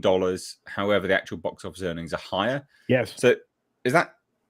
Yeah, what is this thing? Because I couldn't find the UK numbers at one point. Can't find the Japanese numbers because obviously, I mean, you just can't for some bizarre reason. In Japan, it had already paid for itself in earnings. And again, it comes down to Toho actually owning a giant chunk. Gojo said that's none of your business. 32% in Japan. That's all Big G's money. And then how much is it done in the States now? Right now, we're looking at the earnings in the States, according to the numbers, is $34.4 million. The international box office, which again isn't showing us the Japan numbers, is at $23 million. So it's $57.4 million. I would argue this film is probably sitting at closer to 70 or 80. 80. Yeah, Yeah. I think we're sitting in that 80. But there's a bunch of places this film still, hasn't had reporting. You haven't heard from Brazil yet. That's usually a decent chunk of change. China has from reported. the UK then or not? Say again? Is the UK in there? I don't have UK numbers right now. Oh wait, I do. Just released in the UK. So okay, yeah. So the new UK number from the opening weekend was $1,038,000. I'm surprised. Actually, I'm not surprised. There's very limited showings. It's only you have so far only had 469 theatrical engagements, so it's not a lot of exposure. Yeah. So I'm not sure if this is accurate, but I'm looking at a Japan gross for the movie at a little over 28 million. Yeah, it's actually over that now, but you're right. I can believe more than that, but yeah, that sounds. Yeah, you're right. Good sleuthing there, Nick. Yep. Steam rolling. Bet you're jealous, Andre. Oh yeah, I am. I mean, rub salt. Oh, I'm sorry, bro. Yeah. No. We want to encourage him, so he flies over here, so we can have a bro evening, watch Godzilla -1, have some beers, and have some food. So I look forward to it. Don't apologize. Make him jealous. Not going to be on this side of New Year, but in January. Yeah, January. I don't even know if it's going to be out here in January. Still, to be fair, that's the issue. But I'm not going to be able to physically get anywhere this side of New Year. But yeah, I do look forward to Broy and having a wild night out in Soho afterwards. Awesome. Also, apparently, I did pronounce it right, so that's cool. And just became a member, Macadama. Awesome. So salute you. Hell, thank you so much. I'm saluting good behind sir. You. Do appreciate that. And real quick, Kerry Kaverga. I don't know what this is. What's MX? It's $100 Mexican. I thought they did pesos.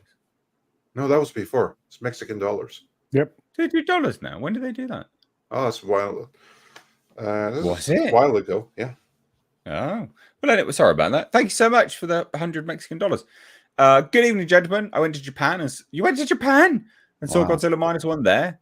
Did you know that Toho owned a very big cinema branch? We did know. So actually, Toho owns 32% of the theatrical market share in Japan, which is why they take more money in Japan than they do the rest of the world, because they literally are selling it in their own theaters. I bet that was an experience, though. I bet you enjoyed that. That's what an incredible experience that would be in Japan, looking at watching the biggest Japanese live action grossing movie in the States in Japan. That's cool. I bet that was an experience. Oh, thank you so much. Sorry, that was Olaf highlighting that. In the back, I was like, who highlighted that? That would have been Olaf, moderator. Fantastic moderator. Thank you so much. Right, anyway, sorry, throwing me off a little bit there, especially with the cyberspunk business. That cracked me the hell up. I'm sorry I distracted you with my... Mate, I just can't believe you denied it. That's the thing that got me. I don't remember you denied it. I will never trust you, Culture. You lied right to our faces. I didn't think I said it. No, the issue isn't that he let's say rewrote the truth. It's more a matter of he thought he couldn't get away that he would get away with it. Mate, I caught it instantly. I was like, that's common. I would have got away with it too if it weren't for you meddling kids. Exactly. That's the attitude. Right, let's shuffle on to our next topic. Ooh.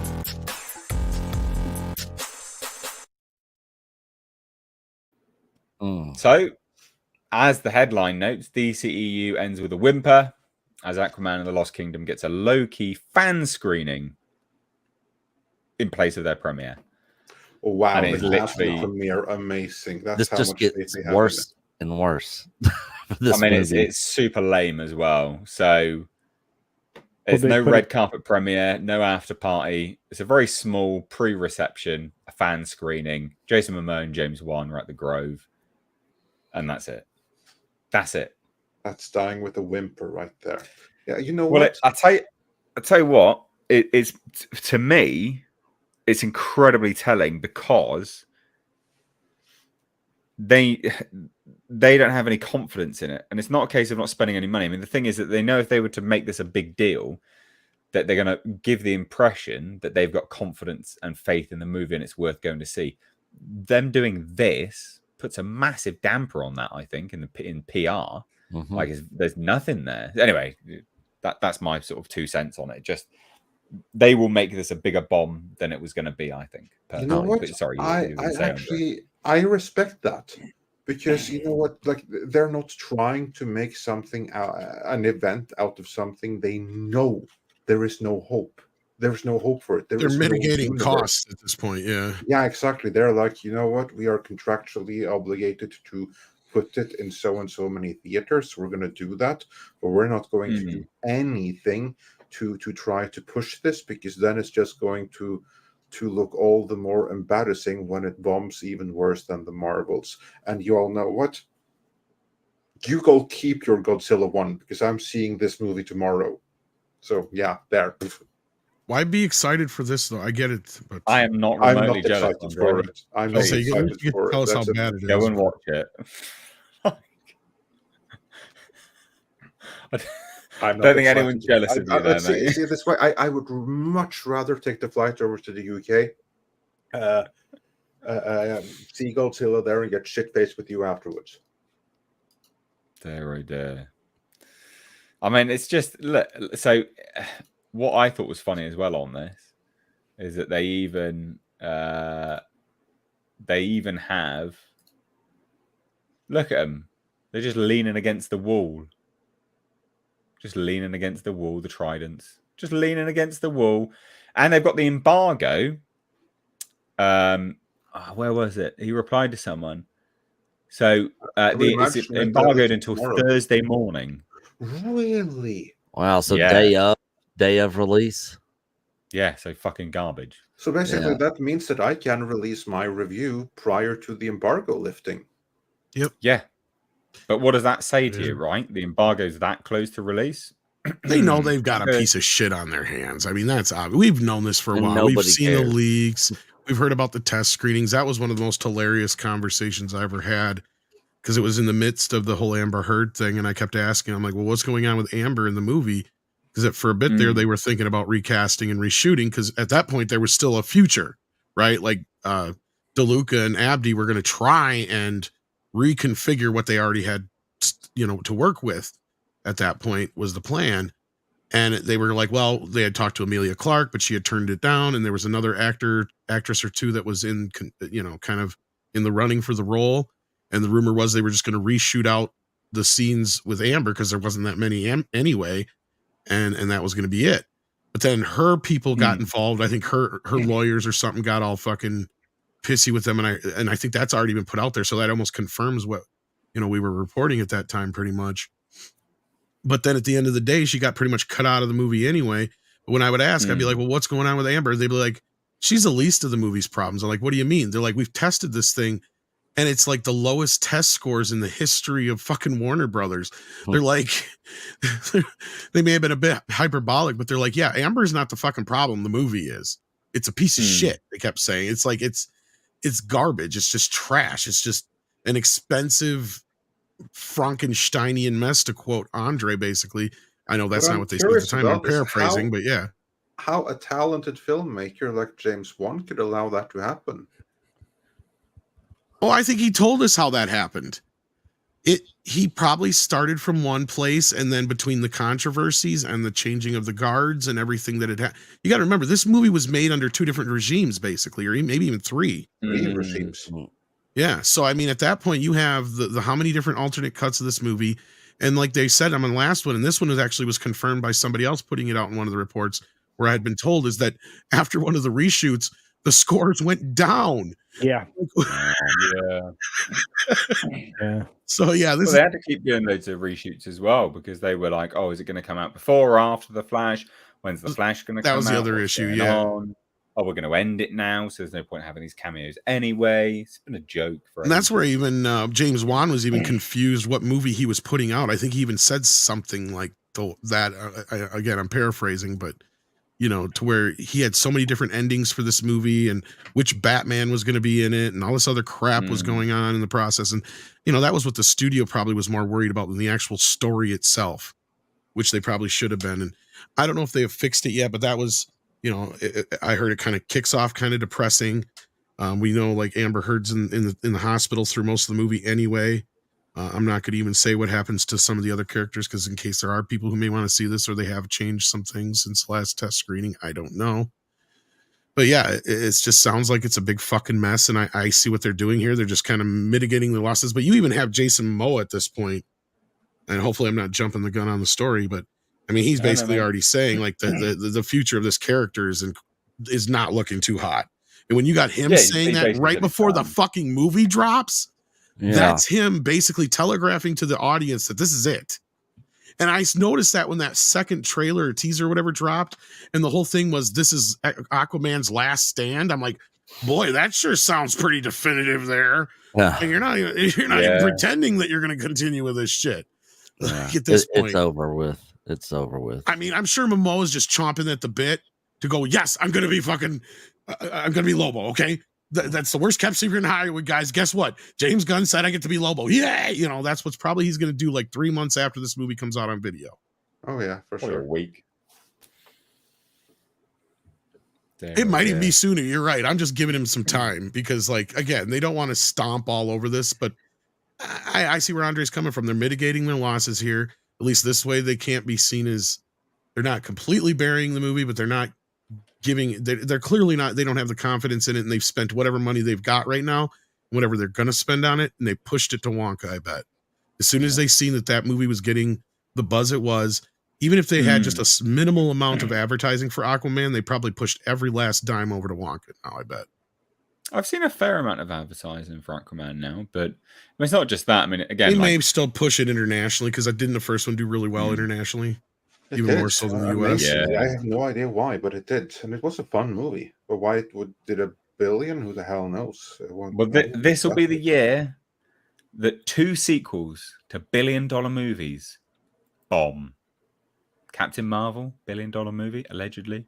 The Marvels, bombs. Aquaman, billion-dollar movie. Aquaman 2, bombs. Cannot wait. Super, super funny. Not that I'm wishing it fatally. I don't care. I just think it's comical that there's 2 movies to billion-dollar films that are going to flop massively. And that's you could even argue that Indiana Jones is in that race too, because that's true. I'm assuming at 790 million back in 2008 with inflation is probably close to $1 billion now. I'd say so. Yeah. Yep. So there's 3 right there, and then you could almost consider Flash a quasi sequel to the Batman films that had Michael Keaton in them. No. With inflation, those were also $1 billion films. So there you go. Maybe not the second one, but damn close. What did the second Guardians movie make? The second one did like 900 and some million, almost close to $1 billion. It was the first one that did like 700 or 800 million, and then the third one took a little step back, like 100 million less, I think it was. That's just off the top of my head. Yeah, 869.8 million. I was close. See, yeah, not bad, not bad. Well, anyway, Colchi, got anything else to add to this, Nick? Other than I have to see this piece of garbage sometime on Thursday afternoon. I will never watch it, ever. I have to see it. I'm supposed to do a review on it. So fair. I've got to watch it as well, so we can all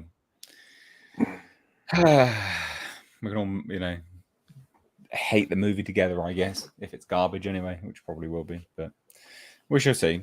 Hopefully not. Who knows?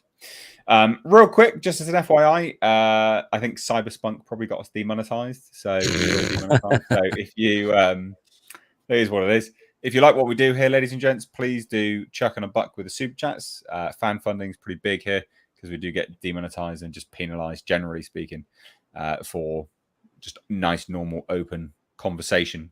I did mention Sound of Freedom, so that might have got us demonetized too. There you go. You said it again as well. Now you really, now you really, we're double demonetized. Yeah. But yes, if you want to spunken in a nice German accent, just to really get this extra. Brilliant. Why does it sound so much dirtier? I know when he says it. Yeah. Well, anyway, German makes it sound dirty. We got double. If you want super chats, are the way to do that. Do help out the channel. So do memberships. But I will say, if you've enjoyed, we're not stopping, by the way. This is just my mid spiel. If you've enjoyed the input from anyone on the podcast thus far, you can find links to their channels down below in their description box. We've got Tom from Midnight's Edge After Dark. That is linked down below, as well as Midnight's Edge. So please do hit subscribe there. Culture Casino from Culture Casino. Andre from Midnight's Edge. And Nick from Echo Base Network. But we are now, ladies and gents, going to shuffle on.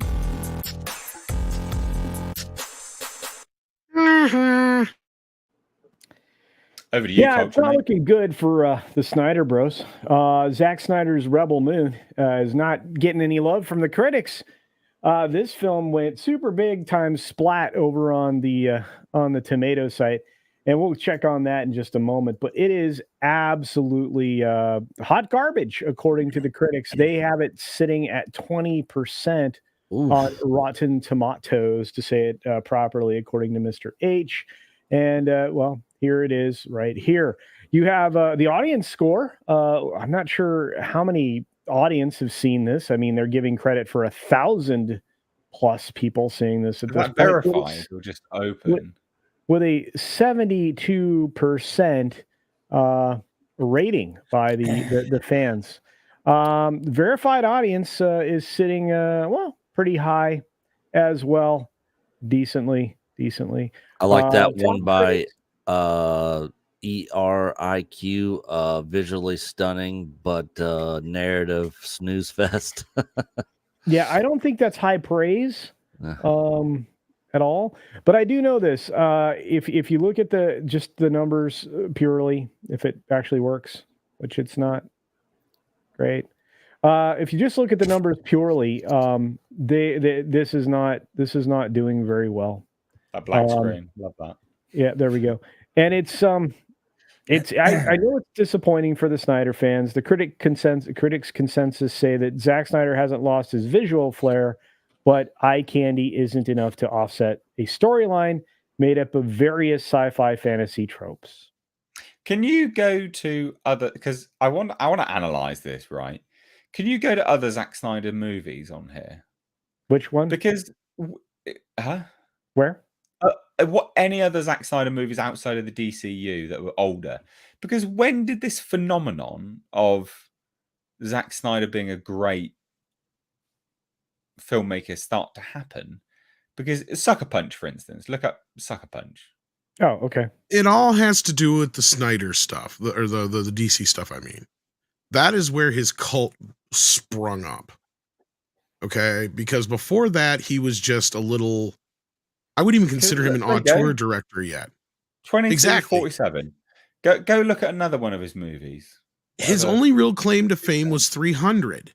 People forget that. And it did Dawn of the Dead, didn't he, as well? Dawn of the Dead did okay, but again, it wasn't a movie that like broke the box office, and basically Dawn of the Dead got 300 made and Watchmen made. That's kind of the way it goes. And then from there, he got Superman or Man of Steel. So look up the Dawn of the Dead, see what that one do. Because again, it's really, 300 put him on the map for me, but everything else. That's what I'm saying. Yes. Senseless at that point. It's 2004 one. Yeah. And the funny part about Dawn of the Dead is it was written. James Gunn is one of the co-writers. But it's just really strange, though, right? He got the job because, for two reasons: 300, and because he was the first person who could actually make Watchmen a movie. Right? Because everybody before that kept saying it was impossible. And when when Nolan turned down Man of Steel, they went to him next because I think it was during the time he was making Watchmen. It was even before the movie had come out, if I remember correctly. And Nolan just agreed to produce just so they could run interference with John Peters. Now, if anybody remember who John Peters is, name rings a bell. Yeah. Okay, he was the guy for and wow, wiki wow. That John Peters, the guy who kept trying to insist on putting a spider in Superman Lives because they're the most dangerous creature on the planet. So he wanted a big, huge mechanical spider for Superman to fight. So that's that guy, the guy who claims all the credit for Batman. He was basically a hairdresser for Barbra Streisand and became a film producer because he got lucky and happened to produce a few movies like Rain Man and shit. Right? Like he happened to be in the right place at the right time, and everything else just kind of like went on its own. He lucked his way to success. Yes, he started as a producer for Barb's movies, basically. Yes. Let's not get too off topic, I guess. More. Yes, so that's where he began. So they gave him Man of Steel. That faltered. They didn't want to drop him right out because he was originally the guy who was supposed to oversee this whole DC universe for them. Took a little bit of his control away. They insisted that Batman be put in the sequel. He's revised history and said, oh no, Batman was always part of the plan. Bullshit. Then when BVS failed due to both of their asinine problems, I'm not saying Zack is all to blame. Warner Brothers is just as equal to blame. I'm part of this too. They still went trucking full steam ahead with Justice League, but panicked in the production. And yeah, so then at that point, you had this cult that started forming around this idea that Zack himself kept putting out there that his vision was never seen, which is partially true. But at the end of the day, what Warner Brothers and everybody has learned is that little cult is not a big enough cult to get enough people's butts in the theaters to see these movies. I made a joke yesterday, and it still rings true. Justice League is the first movie in history to lose money twice. That's true. Because they spent $90 more million on his version, and I have yet to see anywhere on paper where this movie made any money because, in fact, it sold less than half as many Blu-rays and DVDs as the original Justice League did. So it couldn't even outpace that in sales. The only thing it has for a claim of fame is when it came out, it was the #1 thing on HBO Max. But guess what? Nothing else had come out on HBO Max before that. Yeah, they launched HBO Max with that. That's the problem we have here. Yeah, sorry. So anyway, I know that's a long spiel, but yeah. Yeah, no. The thing with Snyder, right? Like he's a bit. I don't want to compare him to Ridley Scott, right? Because they're not the same. But both directors, their movies always look good. Right, and I guess there's an argument to be had for that Zack Snyder's movies can look terrible because they can look too dark and stuff like this. But he's a fairly decent cinematographer at points. Ridley Scott, phenomenal cinematographer. They're actually very comparable, to be honest with you. They are, absolutely. If you kind of figure 300 is his Alien, yeah. Well, real quick, at the time that I picked up this article this morning, the Rotten Tomatoes score was rocking about 26%. Oh, it's gone down. Yeah. And now it's sitting at 20% for the critics. Well, and I'm not trusting the audience score at all on this one. I'm sorry. Well, no. I think you can trust the audience score because I think this will be a case of Morbius. Right? Oh. Not many people are going to go out and watch it. Not many people are going to review it. So it'll be a high score because not many people are bothered with it. Just the Snyder Bros. You're right. And that's why I mean, I'm not, they're going to like it. And that's who's going to see it right now. And that's who's reviewing it. But yeah. Yeah. But I mean, honestly, when this comes out on streaming, it's the 21st. That's when you'll be able to watch this on Netflix. I mean, really, how much of a theatrical release plan was forward? Say again? I thought they moved it forward. I think let me double check, but I think it's still reported as the 21st. Let me double check. Okay. Yeah, this month 21st. Or next month? Oh, I was gonna say, it's just tomorrow or 2 days from now.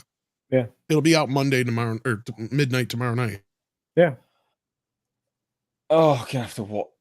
Oh, I'm gonna have to watch that. And now, is this the extended version that we were promised and threatened with, or? I hope not. Or is that coming next year? Pretty long. That's the funny thing. Because they cut this one movie up into 2 parts already. Okay. And then he has an extended version of these 2 films. So yeah, again, I think he's a very good, making a comparison to Ridley Scott is not a horrible comparison. The big difference is Zack Snyder already has the director's cuts pre-made. Ridley kind of comes back to it later on and goes, I want to do this instead. Depending how much whiskey he's drunk that weekend, I guess. Pretty much, yeah. Well, and it says here that Snyder himself has previously stated he's planning a longer director's cut. So that's what I mean. He goes into it with that plan, right? Yeah, I don't know. I mean, look, personally, I don't really care about this. I thought the CGI looked really janky. In the trailer, I thought those ships looked terrible. And, you know, at the end of the day, it's not really. I don't think this is going to be my cup of tea massively. So I'm not that bothered about it, but it is funny how everyone's rallying. I find the phenomenon of Zack Snyder just odd. It's baffling. I'm with you. I don't. Yeah. I mean, look, I'm not going to shit on anybody who likes a cause. Yeah, you've got to have a cause. So kudos to them having a cause, right? Like, good for you. But the problem I have is looking in. It's just what? Well, yeah, I was just going to say my problem with them is you have this group of people amongst the cult. It's not all of the fans. It's just a select group of people amongst this cult that treat him like he is the greatest gift from God. And that is a problem. Right? That is the problem with this. And he believes he is this great gift from God. And he feeds into this shit. He's already been busted for paying for some of these bot farms and shit. And paying for publicity departments. Yes. I don't know that. Or at least people he knows that are affiliated with his production company. And this is why Warner Brothers really got pissy about the whole thing, because they basically realized they got lied to in so many words, because they thought there's this great big fucking movement of people when it turned out to be a bot farm, basically. But anyway, that being said, at the end of the day, he could just go do his thing. That's fine. But they just need to stop getting this idea that he's some great ass director, that everybody is not, appreciating his fucking genius or something like that. Like, I don't get it. I don't know why they think he's been done so dirty. He's gotten all kinds of chances in the world. He's gotten more chances than most directors get. Yeah, that's and true. They significantly overlooked the fact that when Justice League came into being, that the reason they brought on Joss Whedon way early in the process. So that's the thing that they keep ignoring, is like there was already problems afoot. So he is not innocent. He is not the great end all be all they think he is. Yeah. You can enjoy his films. You can enjoy what he does. That's fine. But stop attacking people who don't agree with you. Because that's the kind of shit I wake up to this morning. Can't say that, Tom. Come on now. People are not that reasonable in life. Come on. The 1,000 people Snyder hose. The 1,000 people that left reviews that have seen it are probably all Snyderverse fans. Oh no, of course they are. Absolutely they are. Oh dear, oh dear. Shall we? I don't want to linger too long on this. Andre, you got anything to say on this, bud? Oh, really? I want to see the movie. I'm mildly excited for it. Very, very mildly. Wow. Not as excited as for Godzilla -1. He's a closet Snyder fan. I did enjoy the Snyder cut. I really, really did. All right. Yeah. I was looking forward to this movie, but after everything I'm hearing, I'm not as excited anymore. But unlike Aquaman, I probably am going to still watch this one. It's just, you can watch it from your home, can't you? Yep. That's probably why. Yep. Culture? I have to see this. I'm going to see it. I'm not excited about it. It is what it is. You and I can talk about it. Maybe we can force and shame Tom into seeing it. You can try. I'm going to watch it. Yeah, I just want to have a fair approach to it, rather than, based on so do I. Stuff that I've seen. So do I. So. I mean, some of the framing's good. Like, nice. Some of the cinematography good. I've seen so far is brilliant, but creating visual things is something Snyder can do, especially when he uses slow motion. And by the way, the extended director's cut is 1 hour of slow motion that he's removed from this film. Yeah, I'm not. That's lame. Well, that's why I wonder why. Look, I get it. There is some bits that are different, but I love the people who put the video together where they just show you, like, a lot of the movie is just that. It's a lot of long ass establishing shots that leads you to the same fucking scene that's in the Joss Whedon cut. And the Joss Whedon version just literally gets you through the same shit a lot faster, right? It's just it doesn't sit there and meander forever. Like other than some of the other stuff that was reshot. I mean, that's the only other thing I can go like, it's the same damn movie at the end of the day. Right, I think we best shuffle on to this before Sorry, Tom riles up. Move Snyder on. Bros Move again. on. I'll wake up to something else tomorrow. Jason Dugdale sent in £5. Says, has Johnny Depp sold his soul for $301 million? What's this about? Is this the talk? I've been hearing some rumors about pirate talks. Did he actually sign on? I've not heard anything about that. Don't think so. Unless this just came down. I mean, he probably would for $301 million. They're not going to give him $301 million. You don't think they would? No, I really don't. Not I actually don't think that they would.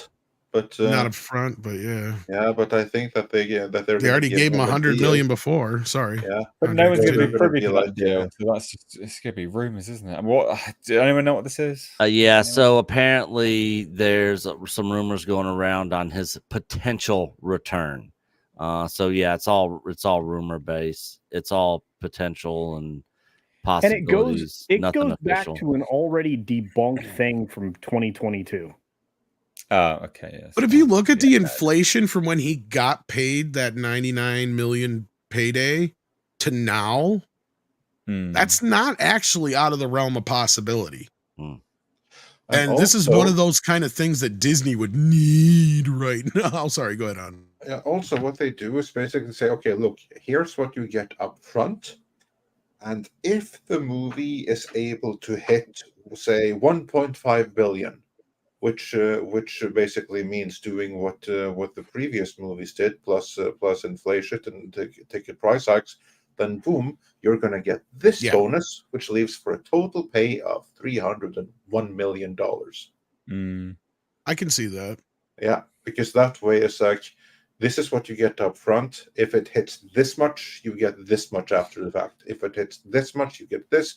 1.5, you get the total 301. And that way you're not a liar, because the whole joke here is that he said in court that he would not return for 300 million. By implication, that might be what it is too, is just a joke, but yeah. Yeah, but the joke there basically is, but I'll do it for 301. Yeah. But then again, I've already said that if there's one thing that's going to get him back into that fold is the fact that A, Jerry Bruckheimer never said one bad word about him publicly. Yep, that's true. And B, that this is the one character that he's always come back to, and he's always praised. He's in love with. He got his Oscar nomination, or didn't he win it? I can't remember if he won it, but I think he got nominated. I don't think he won. No, he got nominated for it. So I mean, he holds it dearly. He still dresses in the uniform and goes out to hospitals and stuff like that. He used to dress up and pop up in the park constantly as Jack Sparrow. Like, this is a character that is in his blood. Yeah. Right. I think that you're gonna exactly. I think if they offer him that kind of a deal that Andre said, he would be hard pressed to say no. Well, and I think everybody around him would be like, yeah, Bruckheimer do it. or pals, like Tom was saying. I mean, and to add to what Tom was saying, also, he has a box that he carries with him called Jack in the Box, so that he can dress up, go to hospitals, everything Tom said.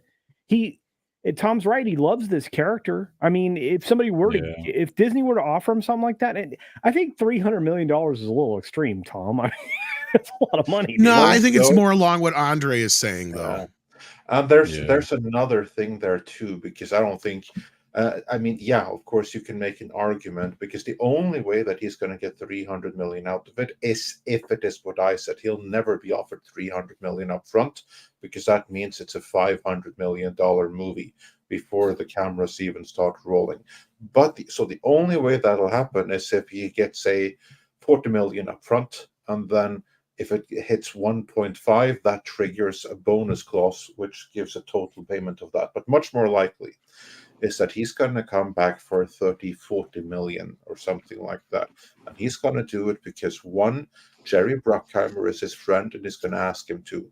And two, all the people at Disney who he had an issue with, they're gone. Every last one of them. insofar as we Sans know, Bob Iger anyway. Sans Bob Iger. We don't know if Bob Iger was ever an issue, how involved Bob Iger got. He may not have anything against Bob Iger personally. It would have been people further down the line. Maybe he had issues with Alan Horn, but Alan Horn is also gone. So unless he has issues with Bob Iger himself, every single person in Disney he would have interacted with and have had some kind of issue with, they're all gone. That's going to make it much, much easier to come back. Yeah. We've got to move on. We've got a few more super chats. We've got shuffle on to one of these topics as well. So Chaos is Fun for £1.99 says Warner goes bankrupt. I got £20 and first dibs on DC. Touche. Jason Webster for $10 Australian says just come back because someone told me you were talking about Rebel Moon. I believe, God, I'm going to start again. I believe Zack Snyder is better when paired with a good screenwriter. Snyder's Achilles heel was a screenwwriter. I'll agree with that. Absolutely. I think we'll all agree with that. Yeah. I mean, where is James Gunn when Zack Snyder needs him? Yeah. It's true. Very true. Zilla sent in 99 cents with nothing. I think it got deleted. I don't know. Olaf might be on that to figure out what that was. Not overly sure. So sorry about that. But let's shuffle on, shall we?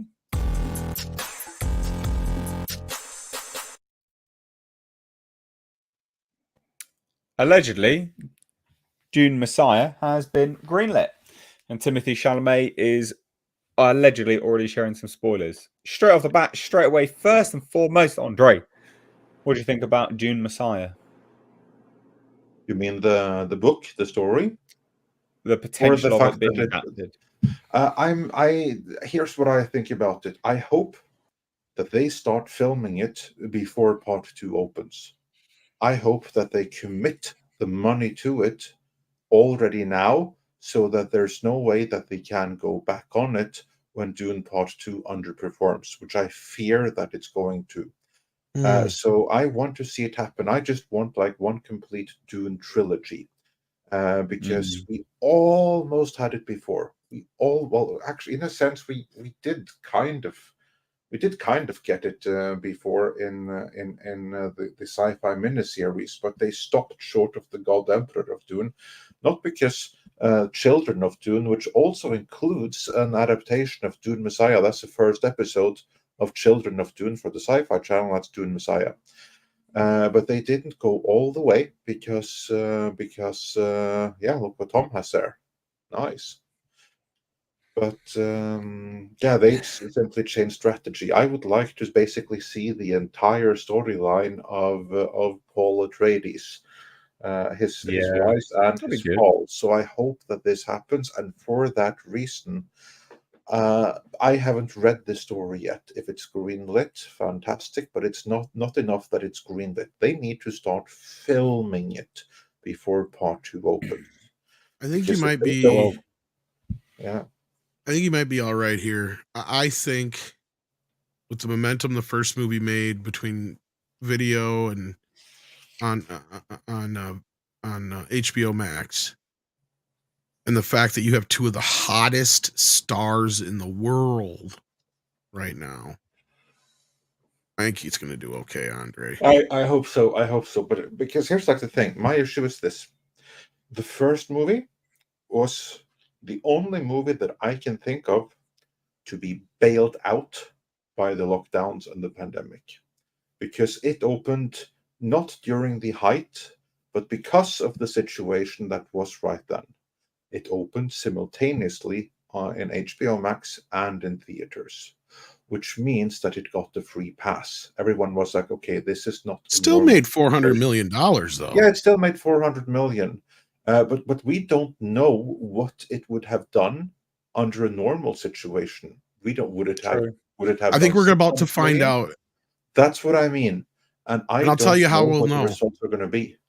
Kong, because Kong did just 100 million more, and we argued for a while that sucker could have been $1 billion hit had it not been on HBO Max at the same time in theaters, but actually open. Yeah. I think a similar problem with Dune.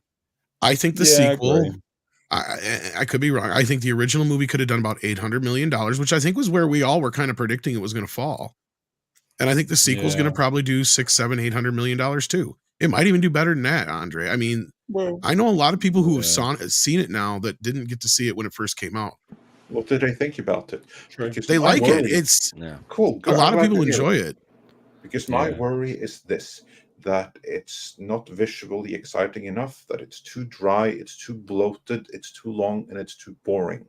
And that for quite a few people, maybe too many to warrant a part 3 is going to feel that way. And my worry, and I could be completely wrong.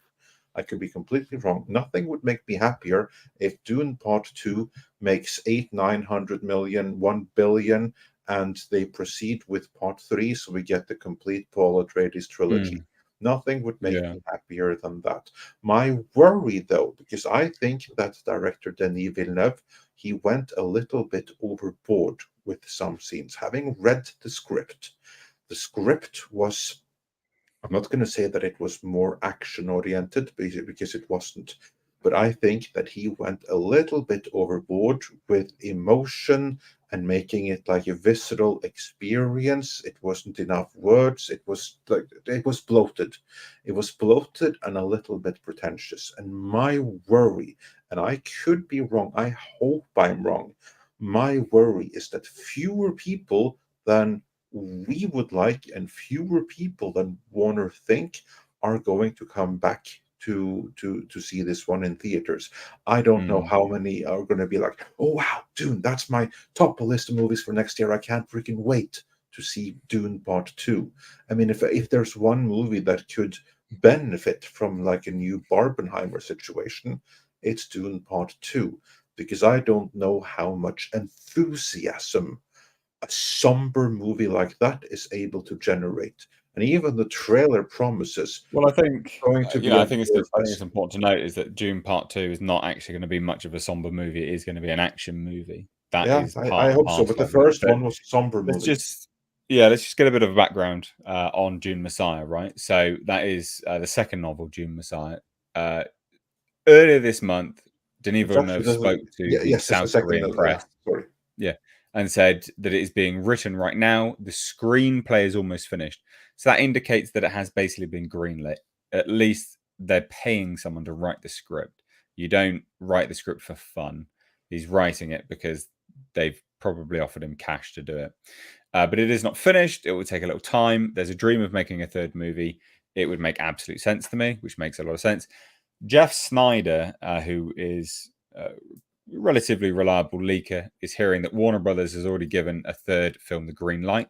That's can't actually be the case, because Warner Brothers can't green light it. They only fund 25% of it. It's actually a legendary movie. So not quite understanding that, to be fair. He is reliable, but it's a legendary property, not a Warner Brothers property. So he says, so maybe take this one with a pinch of salt.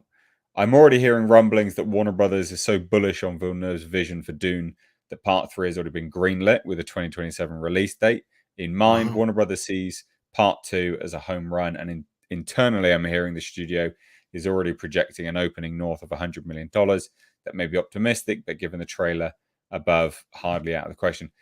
It's a legendary movie. It's not a Warner Brothers movie. Well, remember though, when I think I pointed it out on your podcast before, Mr. H, and you went and looked it up, there was the time when the Dune trailer was outpacing the Batman trailer, if I remember right. Yeah, we looked, and it had been out, and the Batman trailer had been out like a month prior to, and it was already outpacing it. And I'm looking up like the DVD sales and Blu-ray sales here. Did fairly well considering it dropped on streaming right away. It made almost $20 million in video sales. The first one did. Yeah. So it's not horrible. No, not at all. It was pretty decent, to be fair. So look, I don't. Maybe Jeff Snyder's just maybe he's just putting this with that, and he's just going to Warner Brothers, the studio. As well, like you said, it's down to legendary, really, at the end of the day, too. I think anyway, they could keep going with it if they wanted to. And that's legendary property to me, because he's hearing that. Because here's like the thing. This is something that he is hearing. There's no official announcement, What he's heard is that they believe in it and they want to do it. You're right, though. There ain't no green light here. This is him reading into the situation. This is his interpretation of what he has heard. But there's one key figure here, and this is a number that I think we need to keep track of. The studio is already projecting an opening north of 100 million. What that means is, and I think we can trust this to me is the important thing. If Dune Part 2 opens to 100 million, we're getting Dune Messiah. If it doesn't, it will have disappointed the studio. I mean, this is the Man of Steel all over again, where they went out and they said, oh yeah, we're expecting this movie to do 1 billion. Here we don't know the final tally, but now we know, or we have very good reason to suspect, that this is the internal projection for the opening weekend. If it does anything less than that, the sequel is in trouble, because then they'll consider it disappointing. So now we have a number. So everyone, feel free to clip this and everything. There's our number. There's our magical number to keep track of. Does Dune 2 open to 100 million? Yes or no? Yeah. It's going to be the key number to how fast Dune Part 3 is greenlit. Because, yeah, I agree. That's why I said, oh, I hope that they're going to start filming it right now, because I don't believe it really has a green light. But I think that will be quickly forthcoming, because here's like the thing. It's actually more parties that has to greenlight it. You're right that Legendary are the ones that has to give the final green light, but distributor Warner have to give it the first. They are the ones that have to let Legendary know that, yeah, this is a movie that we actually want to make, and we want to continue to fund the 25% of it. Or they're going to have to let them know that, you know what, we're not interested. So you take this and go to Universal or something, but we're out for this. Yeah. You know, I mean, that's the only part that has me kind of worried too, is I'm not so sure that they're going to think it's dead in the water if it makes under 100 million. I mean, even Oppenheimer opened with like what, 80 million? Then it's going to depend on legs, but then it's yeah. I was going to say, but I think you're right. What gives me pause is that they pushed out a sequel possibility to 2027. See, that was kind of the same thing with when I saw the original announcement for the Batman, and they didn't rush to get that even out any sooner either. It's like, well, if they were in such a hurry to get another one out, they would have jumped on that shit right away, because that's a quick movie to be able to put into turnaround. It might be on schedule. It could very well be, but that's a long. No, it is long. I agree. I'm just saying that maybe that's 5 fucking years. Yeah. It's a long that you don't make that kind of a thing like that unless you're, like Andre said, you're kind of hedging your bets. Because now I turn around and I wonder, because if you'll know Andre's right, also if it turns around, let's just say for the sake of argument, it does manage to break near that $100 million opening or better, and they instantly they're going to push that date up. We're going to hear the movie's going to be out more like 2025 or well, they did the second one quick turnaround, didn't they? Yeah. That's my well, and that's what we were understanding, was that the first film was, because my understanding, isn't this one cheaper budget wise too, Andre? Because the first film was kind of amortizing a lot of shit for the sequels in the series that never happened. This is true. All of because basically when you do a trilogy like this, you're essentially doing a TV series. And in a TV series, all of the major startup costs, especially, well, think of this as a sci-fi series, it's like Star Trek or something. You have a brand new bridge, you have a brand new starship, you have to design everything new. It costs a shit ton. But this is something that is then amortized over the course of 7 seasons, right? It's the same thing here. They have to do all of the major designs, all of that has to be done in the first movie. But once it has been done for the first movie, now you have the world. Now you can amortize that cost over the course of the next sequels.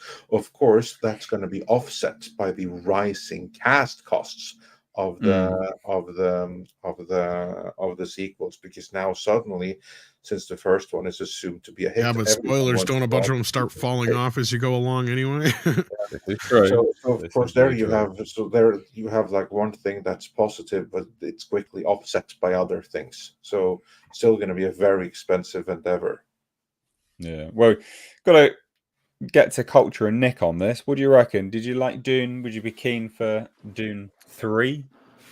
So for me, the first one was kind of slow and boring a little bit. I wasn't a big fan, but I didn't hate the movie. I didn't think the movie sucked by any means. But it just wasn't for me. It just it's kind of slow and boring. Visuals were awesome. The second, third one, I could take them or leave them. They could cancel both of them, and I really wouldn't care. Wouldn't be Now, Coach, affected. on the other hand, he is a huge Dune guy. Absolutely loves it. It was the best movie he'd seen in theaters all year. The year that it came out, he's super hyped for these next ones. It's kind of a throwaway for me, honestly. Yeah, that's fair. Culture. That's cool. I am looking forward to the next film. I really did appreciate the first one. It was very close to the original. I don't know if a lot of people really know that. Probably haven't read the Herbert books or anything, but I think that if this film stays real close to the lore, I think that a third film to coincide with the Messiah aspect of the story is a good idea. I would see it. So. All right then. So just real quick to clarify, Zilla sent in the 99 cents. That was actually his first ever super chat. So thank you so much. Thank you. Salute you, good sir. Ziller. To appreciate that. But he also followed up with $4.99 because he wasn't unable to send text for that one. It says Godzilla -1 extended its release in the US till January 3rd. How long is the UK release? No idea. Literally can't find that. I'm surprised they can actually do that unless it's. Does the weekend start like before the end of the year? Maybe that's why. No, that's weird. Know. Why would they? That doesn't even make sense. The 31st would make sense. I wonder if they made a deal with Legendary. Perhaps. Well, you know what? Unless it is a calendar year. Yeah. I wouldn't be too surprised, honestly, because it could be like two things. One, the movie has to open in the calendar year, and because remember, it's considered a 2023 movie no matter what, even if the run extends into the calendar year of 2024. Right. So that's one thing. Another thing could be Legendary wants to see through the fingers with it because this helps them. Because like, oh shit, Godzilla is now a really hot property. This is actually good for us. We want more and more people to see it, so more will be interested in our movie. Because I see only win-win here. This is something that really invigorates the Godzilla brand, and I sincerely hope it's going to be extended till the UK because I can come like about less than 2 weeks into the new year is when I have the opportunity to like travel again. So I don't think it will in the UK, but I'll probably have to not. have a look into it. Which means I'll be waiting for streaming probably. Yeah, sadly. Larry Quado is sent in $10. Says I get the issue with certain Snyder fans, but I say go into Rebel Moon with an open mind. Absolutely, we will. It's much better than any of the recent Warner Brothers MCU or Star Wars stuff. It was also more like Dune than Star Wars, in my opinion. Well, I'll be interested. I will watch it, and I will go into it with an open mind. Same. Absolutely. But anyway, ladies and gents, we've got to shuffle on to this. Oh, Lord. It's just another day that ends in Y. Have you not learned their lesson yet? I mean, how? Well, apparently not. Apparently not at all. Here you go. Kevin Feige's X-Men is going to be female focused in the MCU. Ugh. Just fucking why? I will give them this. The female X-Men characters are really cool. Yeah. But do I trust current Marvel to do them justice? No. Absolutely not. They'll be better than all the other X-Men, who are mainly white and toxic. And then the other thing here is that Mr. Sinister is rumored to be the villain. I like Mr. Sinister, Nathaniel Essex. He's a bloody cool character. But basically, the rumors are Kevin Feige's X-Men is all about the female characters. And there are some cool ones, like Storm. Rogue. We could have Rogue come in and murder Captain Marvel. That'd be cool. Not technically murder, but put her in a coma. That'd be epic. Yeah, get her powers. Jean Grey, she's cool. Psylocke, because she wears a sexy outfit. Yeah. So Daniel RPK basically said Kevin Feige wants to focus on the female members of the X-Men. Kevin Feige wants to move the X-Men in the MCU as far away as possible to make them different than what Fox did with its franchise and movies. Worth a note. So that's why you're bringing them into the Deadpool universe? That's smart. Yeah, the whole thing's nonsense. I mean, it's just bizarre. So they also say that there's going to be no Magneto for a while either, which I will say that's a good thing, only because he should have his own standalone movie from when he was a child, like an origin film, Yeah, and then have him brought into his films later. Yeah, because he's a very nuanced character, right? In the Holocaust, in concentration camps. Probably shouldn't be saying this stuff on YouTube. Fuck's sake. God damn it! I edit this stuff out when I monetized. This is true. I edit this stuff out when I slip up in videos. But you start off with that because it shows his conviction and his hatred of humanity, his disenfranchisement from humanity above all else.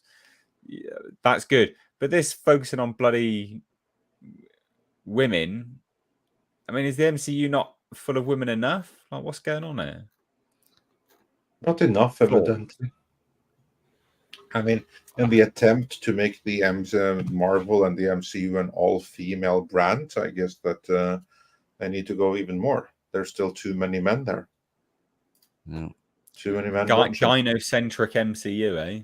That's what it's going to be now.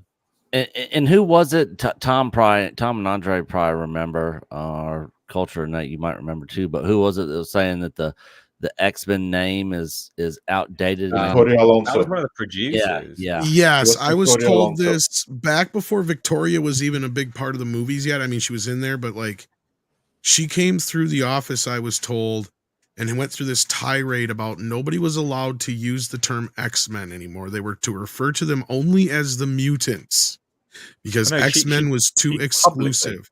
And then that's what I know. Yeah. But Nate, before she publicly said it, I had said it, what was it, 2-3 years ago, Andre? More than that, maybe?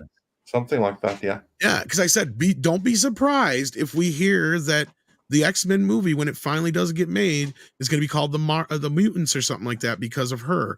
And then, like you said, she publicly had fucking admitted it. And I'm like, oh my God, they're actually even publicly saying this shit. Like, this was supposedly something that was just around the office because she was so sensitive about it. Yeah, we're learning more and more about Victoria Alonso all the time. Well, and then let's just add the last little cherry on top of the sundae here. Feige said specifically publicly that he was going to force a 50-50 diversity ratio of men to women in the MCU. Yep. Where did he say this? It was right after, it was right before Endgame came out, in between Infinity War and Endgame, wasn't it, Culture? Yep. I did not know this. Yeah. This is news to me. Yeah, I can try and go source the information again. I'd love to see the source for that. Yep, but no, I mean this has been widely reported, and I think Pro recently talked about it as well. So I think we're well above 50-50 now, aren't we? Oh no, I agree, but that was a Feige mandate. Yeah, because he said going into in that same sourced article that you're talking about, Culture, he was talking about moving into the next phase of the MCU and focusing more on female characters moving forward after Endgame. And what have we been? Right there. Thing is, right? Female characters are not inherently bad. It's Marvel's execution of those female characters is what makes them loathsome.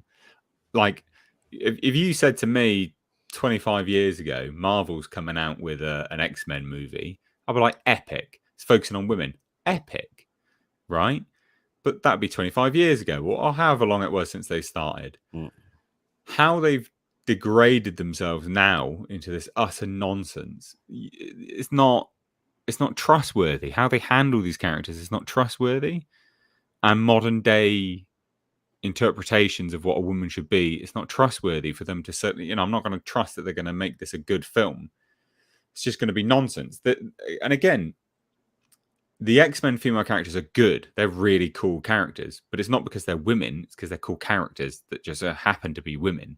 No. They were well designed, good characters with good backstories. They have, interest in. They're just cool characters. But being a woman is just a facet of them. It's not their entire being. But under Marvel, it will be their entire goddamn being. It'll be them. It'll be about them being bloody women. Yeah. It'll be like, Dark Phoenix is coming. It'll be like a quip for a period or something like that, I'm sure. It's just nonsense. And how they're the greatest ever, the most powerful. Such garbage. Such garbage. Culture, do we hear from you on this? Culture's dead. I think Matt wrote a great article. All right, there you go. Cool.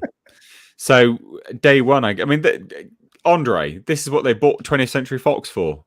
The gynocentric X-Men. Well, amazing. Clear, what a waste of money.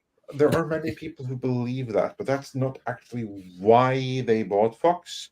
That was a bonus that came with it.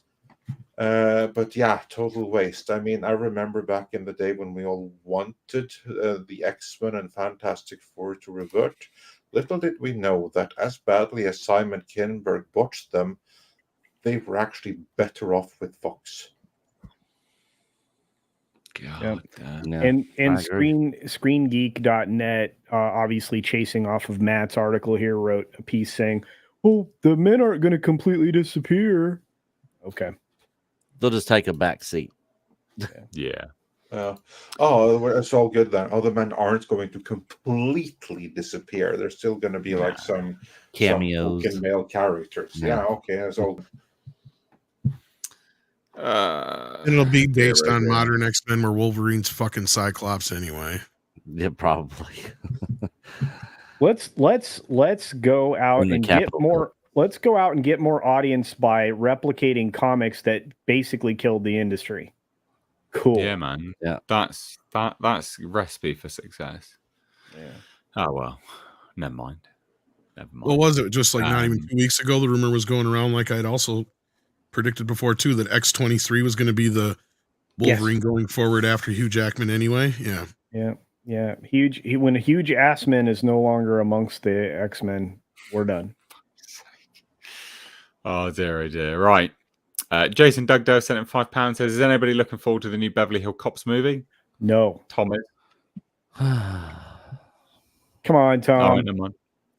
I don't want to get too excited for it, just because of what I've heard from the test screening. There you go. Oh dear. Right. Culture. Where can people find you, dude? Real quick. You can find me on my Culture Casino channels right here. I'm that everywhere, including Twitter and Minds and Odyssey and Getter and all that. And you can check out my channel if you've not already subscribed. I'm only 10 away from 15K. There you go. Tom, where can everyone find you, chap? Literally in about 20-25 minutes, I'll be over on Midnight's Edge After Dark. And don't forget to check out Mead Radio and Midnight's Edge. There you go. Nick? Echo Base Network on YouTube, and then we're also on Twitter at Echo_network, I think. At network_Echo. Just search for Echo Base Network. Yeah. Andre? Yeah, you can find me over on Midnight's Edge, dropping much more videos right now. Dropped one earlier today about how Marvel actually dropped Kang 6 months ago. We're only learning about it now. And in light of recent revelations, I think I'll be doing one on the X-Men fairly soon here. So, check out Midnight's Edge. And also check out Midnight's Edge in the morning, our live stream tomorrow. There you go. Real quick, we actually had super chat from Israel R for $5. Nice to see you, dude. I know you came in late. You seemed a bit dismayed that you missed the stream, but nice to see you nonetheless. And he says, "Hello, HCast. Disney is developing a reboot of The X-Files produced by Ryan Coogler, and it'll be more diverse. Another disaster. Thoughts?"